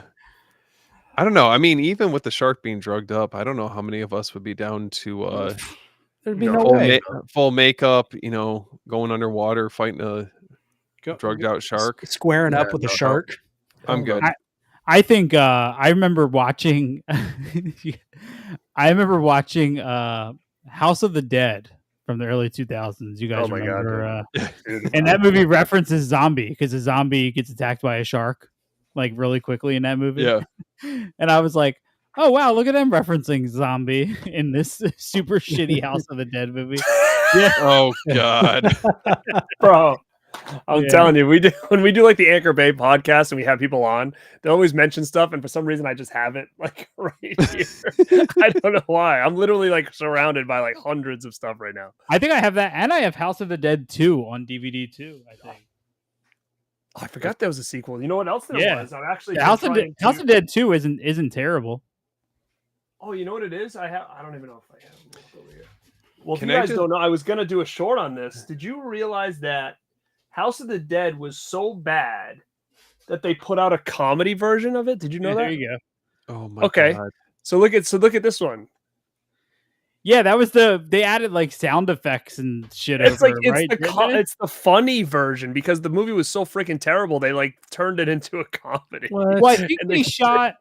So Clark Collis's book that just came out, Screaming and Conjuring, he talks about House of the Dead pretty extensively, and he talks about how they shot every scene serious and then they shot every scene silly.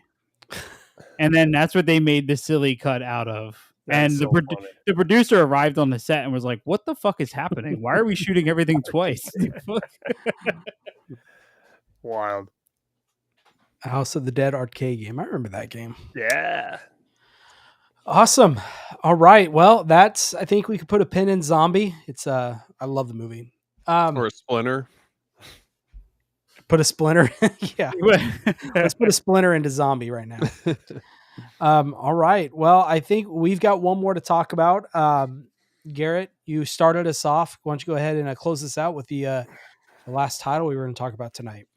Yeah, man. Before I do that, I just want to say, I think you picked like the perfect 6 movies for 1979. To be honest with you, like I really think that out of everything that came out, the list of these 6, I think is probably the best list you could have made with everything.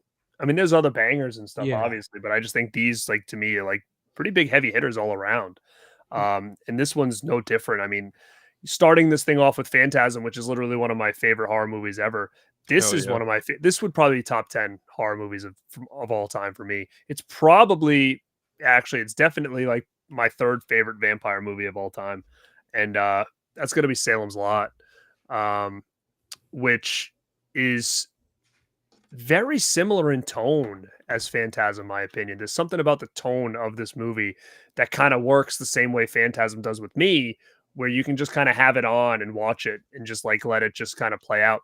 Same thing though, when we talked earlier about slow burn movies, this is another one. Like this is a long ass movie, so much so that I've actually never seen the theatrical version in my life. I've only seen the miniseries, which is the long one.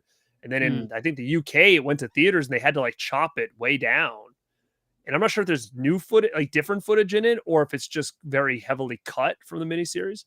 I've never seen that version before. And I know there is a VHS tape of that version, which I don't even own, but I don't think there's ever been another disc that's come out with like that theatrical version on there. So when, oh, do you have the theatrical one right there? The movie? It says the movie on it? Yep. Knock it out. Yeah, I only have the VHS, but it's like just the miniseries. That's sick, dude. But yeah, like I love this movie, man. Like this is one that I could watch anytime. I just need to make sure I have time to do it. Like I need to like with my work, like every last Sunday of the month or last weekend of the month, I have to do like a lot of, book work leading into the next month, programming, stuff like that. And like that's a perfect movie sometimes that I'll just like pop on while I'm doing my work for like a couple hours. And it's just I always have a fun ride with it. And it's like if you can get past that the story, or I think it's a good story though. I think it's entertaining. It's informative. You learn the characters, but then shit kind of gets wild like towards the end. And I don't know, man. I think Salem's Lot, in my opinion, is a freaking masterpiece of a movie. Mhm. And talking to my uncle who was there when this aired on TV, the story he always told me was like, he goes, dude, you have no idea how it was as a teenager or a young teen watching this for the first time when it aired on TV, and then riding my bike home from my friend's house. And he's like, I never rode so freaking fast in my life in the middle of the night after watching the first part of this movie or the second part or whatever. And that always kind of stuck with me. And I just think that it's well loved, I think, all around, but I think it's a little bit overlooked too as one of the best vampire movies, which is wild because again, it's an adaptation of the book, and it was also basically a made-for-TV movie, and Toby Hooper freaking killed it. Yeah, he did. Where would you guys put this as far as Toby Hooper films? For me, it's got to be probably 2. I think. I'm trying to think. What am I missing? You sure Eaten Alive is in? I love Eaten Alive, but it's definitely not up Would there. you take I do this actually have a vampire fondness movie for that movie. or his What? space? Would you take this vampire movie or his space vampire movie? Light Force. Life Oh, Force. Life Come on. Force. I would take this personally. I would too. What else did he do? Did he do Funhouse? Yeah. Yeah, he did. Jordan, you're gaslighting me. That's up there though. I would still probably say this is probably for me right behind Texas Chainsaw for me. Probably right behind it, but I do love Funhouse and Life Force. You always got to appreciate, you always have to appreciate a director who can sustain 3 hours of a movie. You know what I mean? I know he had hell of a source material to work off of, Sure. having Stephen King, as your base. But 3 hours is a tough ask to carry a story, and it just never falters in this one. What was the gap? I mean, did they release them part one, the first, second half at the same time, or was there a pretty significant gap between the releases? I think it was it might have been like a 2-night event. I don't know if it was a week difference or like a day difference, but I definitely was a 2-day, I think a 2-part miniseries, I think. 2 nights. 2 night. Oh, so 2 it was nights. it was a week gap. So it was it aired on November 17th, 1979, and then the second episode aired 1 week later. Okay. Wild. Yeah, man, I think this is great, and I think the length of the film just benefits it even more. I mean, you get not only do you get all the horror elements, but you get to bask in the local town drama in the movie. You know what I mean? 100%. Dude, I mean, I think everybody's gonna remember the window scene, or the bedroom scene. Dude, terrifying. Yeah, it is just clawing and. Yeah, but even little things like the fact that they did the fog, they did the whole effect forwards and then played it in reverse to give it the fog, that really ethereal dream effect. It's a terrifying scene, or him in the corner, waking up, boom, the eyes shooting open. There's some terrifying moments, man. But you get engrossed in just kind of, which is, we talked earlier about Needful Things, Storm of the Century. Stephen King material really lends a hand to patience and building a world that this time of year, August, September, I think it's a perfect time to throw on Salem's Lot, man. And just for sure. Yeah.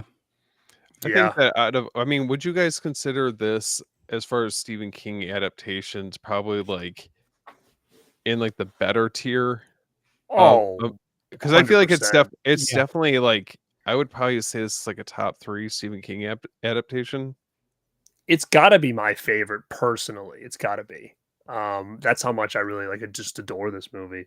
But yeah, I mean, like you said, building the world. I mean, Barlow himself, the look of this vampire is probably one of the best. I mean, he's freaky as hell. I mean, that whole scene with him in the kitchen, he's got the kid, and the basically saying what is he saying to the guy? Your faith against his fate, or whatever, the master. I mean, that whole scene where you see him for the first time that is just, it's incredible. And I was lucky enough to meet the kid who played the kid, and got a picture signed, and also I had one of those crosses with the medical tape and stuff, so he signed that as well. So, and then he sadly died a year later.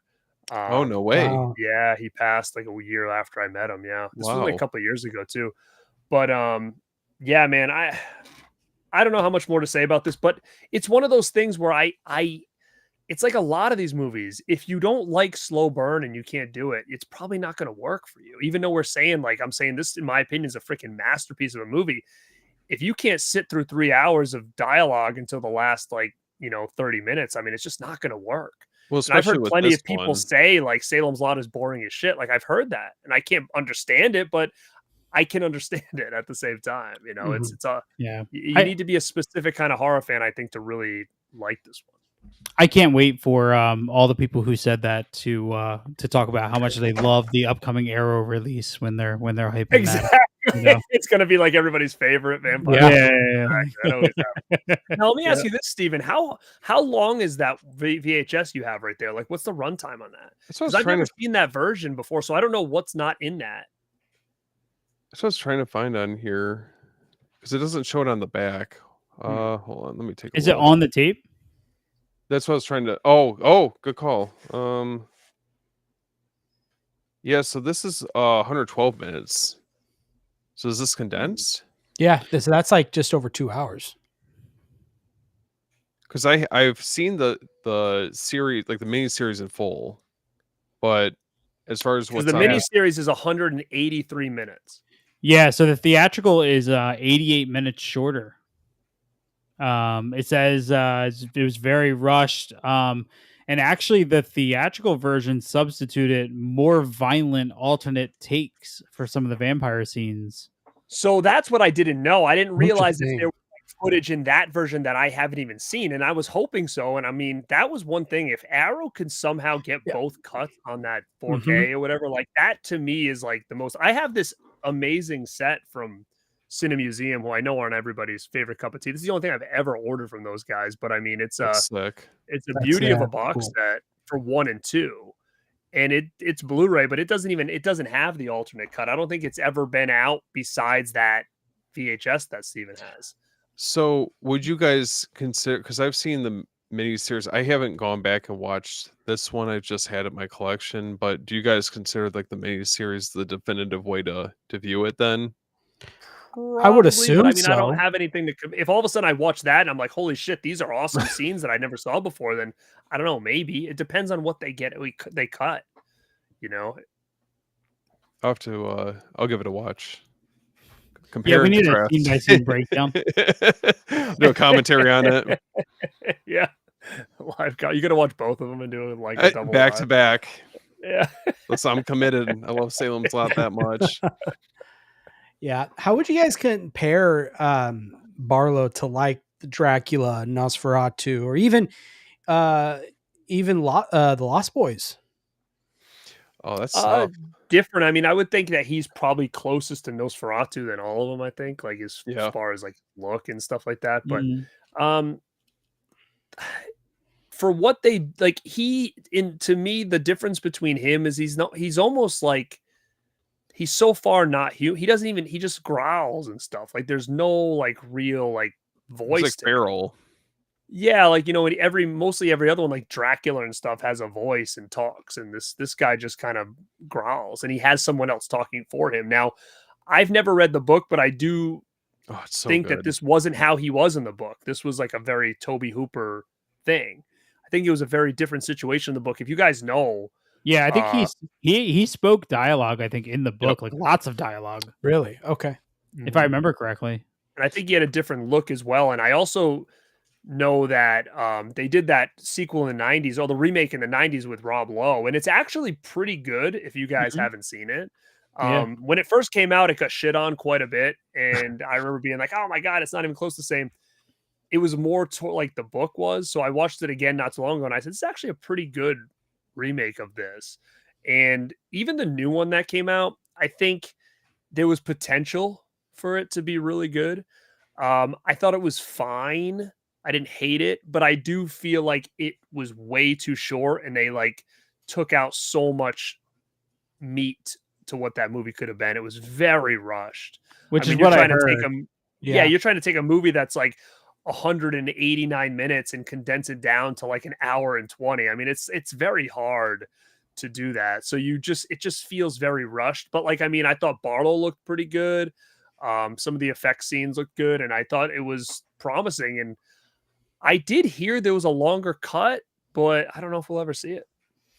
Which is so funny because like Warner Brothers went all in on it chapter 1 and 2. So for them to do that to Salem's Lot was such a weird thing. That is weird. That would have been beautiful if they would have did a 2-parter. Yeah, or release an extended cut. I mean, they did the Snyder cut, so it's always possible. Which is weird because has anybody heard anything about that even coming? Like, it just seems like it's kind of there was a big premiere on, what was it, on Hulu or Peacock or something, and then it just Was like it Max? I think it was HBO Yeah. yeah, Max. maybe Yep. it was Max. Yeah, with Max. And then all of a sudden you just never heard about it again, and I'm like, is this even coming out? Honestly, bro, I kind of forgot about it till you brought it up. Yeah, I forgot. yeah. Yeah. And that was the thing too. I think the whole thing was filmed like years ago, and it took like so many years to even get this thing out. Remember, it kept getting pushed back, deleted, delayed. Like I thought it was shelved for a while, wasn't it? it was, yeah, it was supposed to come out like a long time ago, probably 5 years ago, maybe, and then it was shelved, and then delayed. It was delayed, then shelved. Then they finally came to a deal where they put it on Max, and then it came out. It was like a big premiere, and then it just kind of vanished. Yeah, there's so many. I mean, Stephen King had such a crazy run. I mean, one of my favorites, my wife showed me, people barely know, and it's Sometimes They Come Back.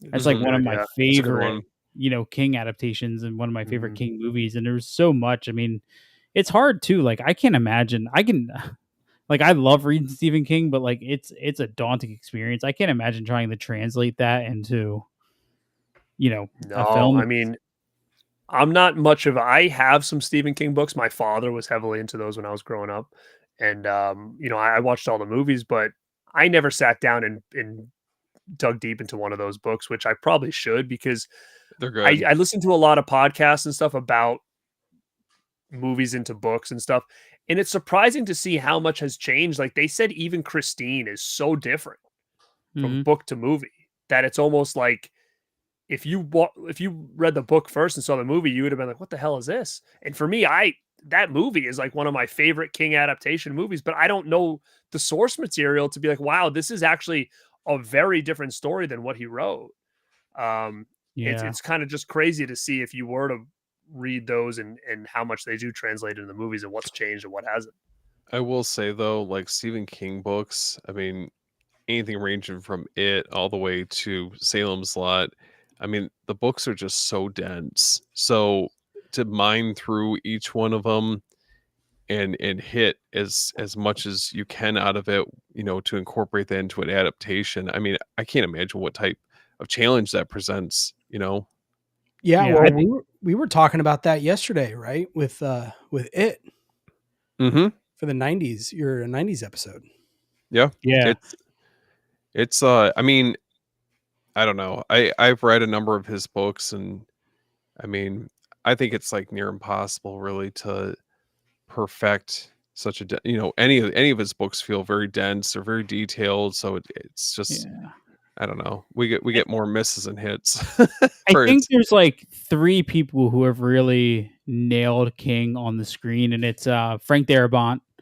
Always had a very good understanding of King material. Mick Garris. I think Mick Garris also had the ability to have like a very close working relationship with King as well. But then most recently, like Mike Flanagan, Dr. Sleep, Gerald's Game, like Life of Chuck, all very like he knows how to find because Stephen King's a lot of, I don't want to say fluff, but like that guy will go on for 4 chapters about how dirty a stop sign is. Like it's like, so like trying to go through and pick out the pieces that are going to translate well. And I think Dr. Sleep is one of my favorite adaptations of King's material in a long time. So Flanagan's really got his finger on that pulse, really well. He's definitely not short on detail, that's for sure. Like and I feel like any of his books definitely paint the picture. Like you're either really all about it or you're not, because it's tough. I mean, there's even some books I've read by him, and it's like, man, this is just like way too in depth for what I'm trying to get out of this. Yeah, and a lot of times too, like the movies, you have to be careful because like It. I mean, we all know. I mean, if you haven't read the book, then but like It, the young kids part of it ends in an orgy. Like, and it's like, how do you adapt that to? There you go. Right. There it is, guys. Yeah, I mean, Steven, you didn't read Tommy Knockers by any chance, did you? Trying to think if I did. One, for whatever reason, my father was like so obsessed with, like growing up. Like he would always have like, I can always remember him, not a lot, but he went through a period where he'd always be walking around with like a King book. He was like Pet Cemetery. I have his books, and they look like, I look at them sometimes and go, what the hell was he doing with these? They're literally like so destroyed. Like everything's ripped. Like nothing's ripped, but I'm like, was he did he finish a chapter and like whip it across the room out of anger? Like, why is it so beat up? Like, what was he doing with this thing? And he had the cemetery one, and then like he was getting into Tommy Knockers, and he was like telling me like, this is the best Stephen King book I've ever read, like da da da. And then I can remember like being a teenager and buying the DVD and watching it. I'm like, this was fucking garbage. Like, I don't know what did you get out of that? So I mean, there's gotta be, like you said, people that just can't do his stuff justice, because there was nothing in that made for TV movie of Tommy Knockers that I thought was remotely like memorable at all. I And he remember used to walk around and praise that like it was like his Stephen King's best movie to date. Best I book remember to date. I remember reading the book when I was getting into him initially. So this was years ago, but I remember some of my favorite stuff from him was like the collection of short stories that he did. So like Night Shift and Skeleton Crew, those are the ones that stand out to me. It's like, again, each one of his books, I mean, you really are sitting down and you're committing to something. The short stories, it's like, listen, I love rereading these around Halloween time just because it gets you like in that really creepy vibe, like that fall atmosphere, and that's where I think he shines a little bit more. Yeah, especially that's where like, people don't realize that like Shawshank Redemption was a short. Green Mile was technically a short, but it was a series of short books. The Mist was another short. Like his shorts end up becoming, I think, some of his most successful. The Monkey. Well, we've got The Long Walk coming out here pretty soon, so The Long Walk is a great book, and I'm happy it's finally getting adapted. Now, was that a short as well? I don't know that one at all. No, that's a full. That's a. Oh, it that's is. I thought it was a short. Okay. No, it's a shorter novel for him. But wait, hold on. Or was that one of his first though? Wasn't it? It's definitely early. It's early for him. I think I think it's a standalone. Yeah, it's definitely a standalone novel. Just trying to remember. I think it was after Carrie, so I think it was early 80s. Let's see. So it was 1979 it was published. 384 pages. So it's a full length. Okay. But that's like trying to take his book like The Stand and making that a movie. How hard that must have been. Bro, it was just wild. I love that book, but it's a gauntlet. Through that one.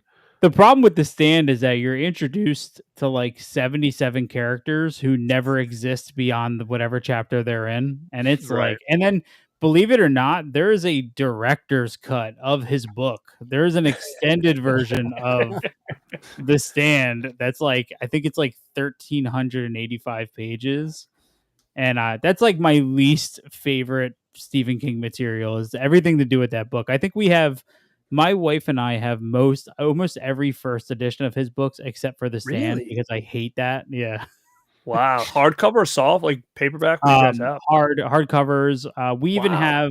even have she found for me a first edition of the Bachman books, which was when he was writing under the pseudonym Richard Bachman. He wrote a story called Rage about a school shooter that was directly referenced by the shooters in the Columbine as like reference. So they actually removed it in the 90s, and you can only if you find the first couple editions can you read it, or they did release like a standalone of it in the 70s, but that goes for thousands of dollars.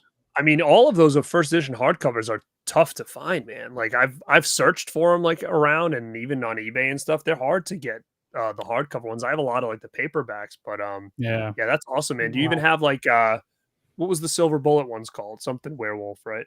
Cycle of the Werewolf. That's cool. Yeah, we do. Yeah. There's a local bookstore near us that's really good. Because like most of the first editions were printed under like Viking Press, or I forget what the other press company was for the first editions, and they get them so often that like I don't think we've ever paid more than, there's a couple that we've paid like $100 for. Like we just found a first edition of Carrie. I think we paid like around $100 for that, but most of them we got for like 10-15 bucks. Wow, that's cool. Yeah. Awesome.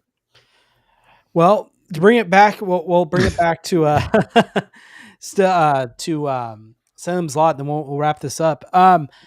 So we know Toby Hooper, right? He did Salem Slot, and he kind of turned around from Texas Chainsaw and went to this. There might have been a movie in between. I can't remember.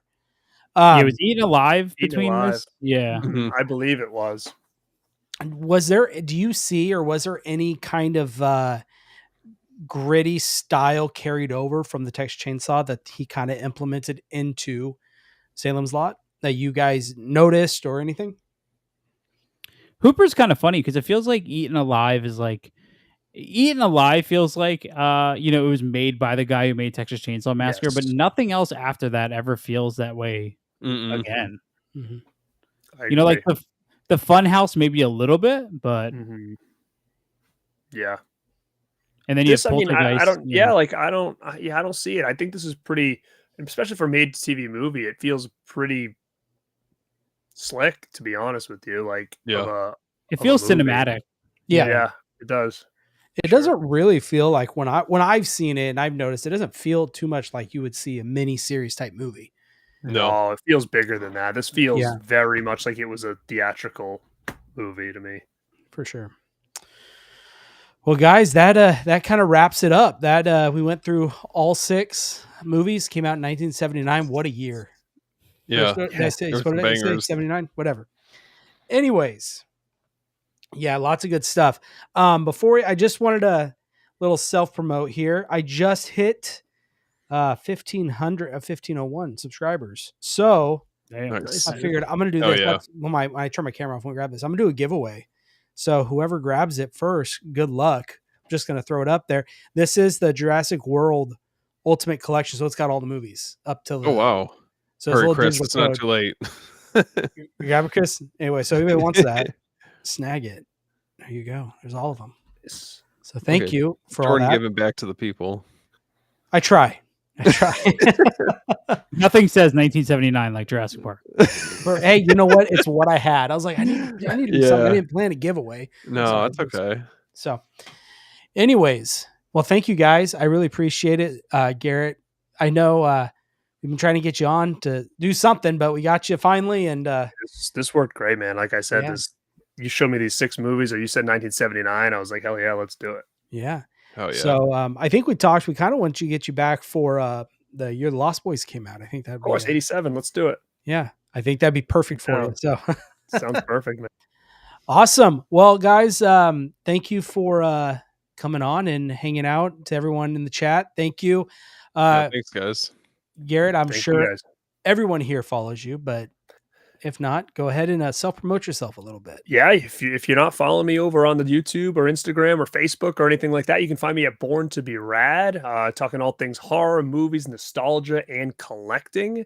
Definitely check it out. I just did a video talking about 50 overlooked slasher movies from my DVD collection. So just the DVD collection, 50 overlooked slashers. Just did a video about that.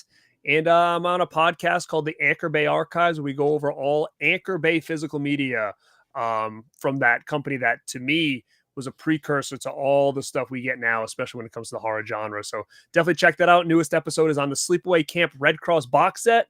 We dive deep into it, talking to people that were there working for the company Anchor Bay and helping with this release, and what the real true story is behind one of the most controversial box sets in horror history. I watched that video you did, and it's so crazy to me that there was no real like overseeing of everything. It was just like, put it out, you know what I mean? right. Throw it out Yeah, there. we didn't have a legal department at the Yeah, time. right. But I have to blame you and Christian both for forcing my hand to go get Anchor Bay titles, like stuff like this. You know, Damn it, Garrett. it's just another thing. Oh, Hey, man. man, you got to respect what led to what we all love now. You know, Absolutely. For sure. Steven, what about you, man? We've got our Texas Chainsaw Massacre ranking coming up between Chris and I for Beyond the Blood. Very exciting. And we've got a couple episodes coming up that are in the works. So super pumped for that. As always, you guys can find me at After Hours Video. I'm on Instagram, YouTube, TikTok, you name it. And yeah, those are the main things I can think of off the top of my head right now. Sweet. You and all your VHSs. I was looking at that when I blew you up on the screen. Yeah, That's why he blew you up. I know it wasn't to give me the outro. I just want to look at your little spinning shelf with all your VHSs. Listen, man, Same. you call me anytime. We'll do a walkthrough. There you go. There's your next video. Right there. Chris. Oh. What you got? As always, you guys can find me YouTube and Instagram at Bearded Film Guy, co-host of Beyond the Blood podcast. Our Texas Chainsaw Massacre episode is doing incredibly well, so if you guys haven't gone and checked that out yet, please do. We talk about the 1996 commentary track. That's incredible. We have our physical media episode coming out with that Jordan was on. That's going to be coming out. We also have Texas Chainsaw Massacre ranking, and we're a couple weeks away from releasing our episode on the Devil's Rejects. So Hell you yeah. can always find me over there. Nice. And then the Movie Den, YouTube, Instagram, Twitter, X, I guess it's called now. OnlyFans.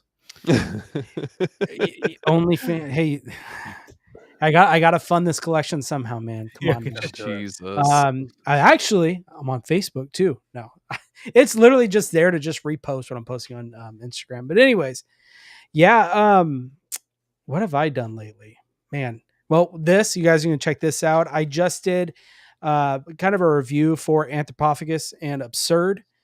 So check that out. Those were really fun videos to do and really fun double feature, I think, and great movies. Speaking of Zombie 6. But love those movies. Yeah, guys, I think that's it. That's a wrap for this video. Any last words, guys? No, I just want to thank you guys for having me. Appreciate it. Well, thank you for coming on. All right, guys. Thank you for coming on. And of course, you guys take care. See you guys.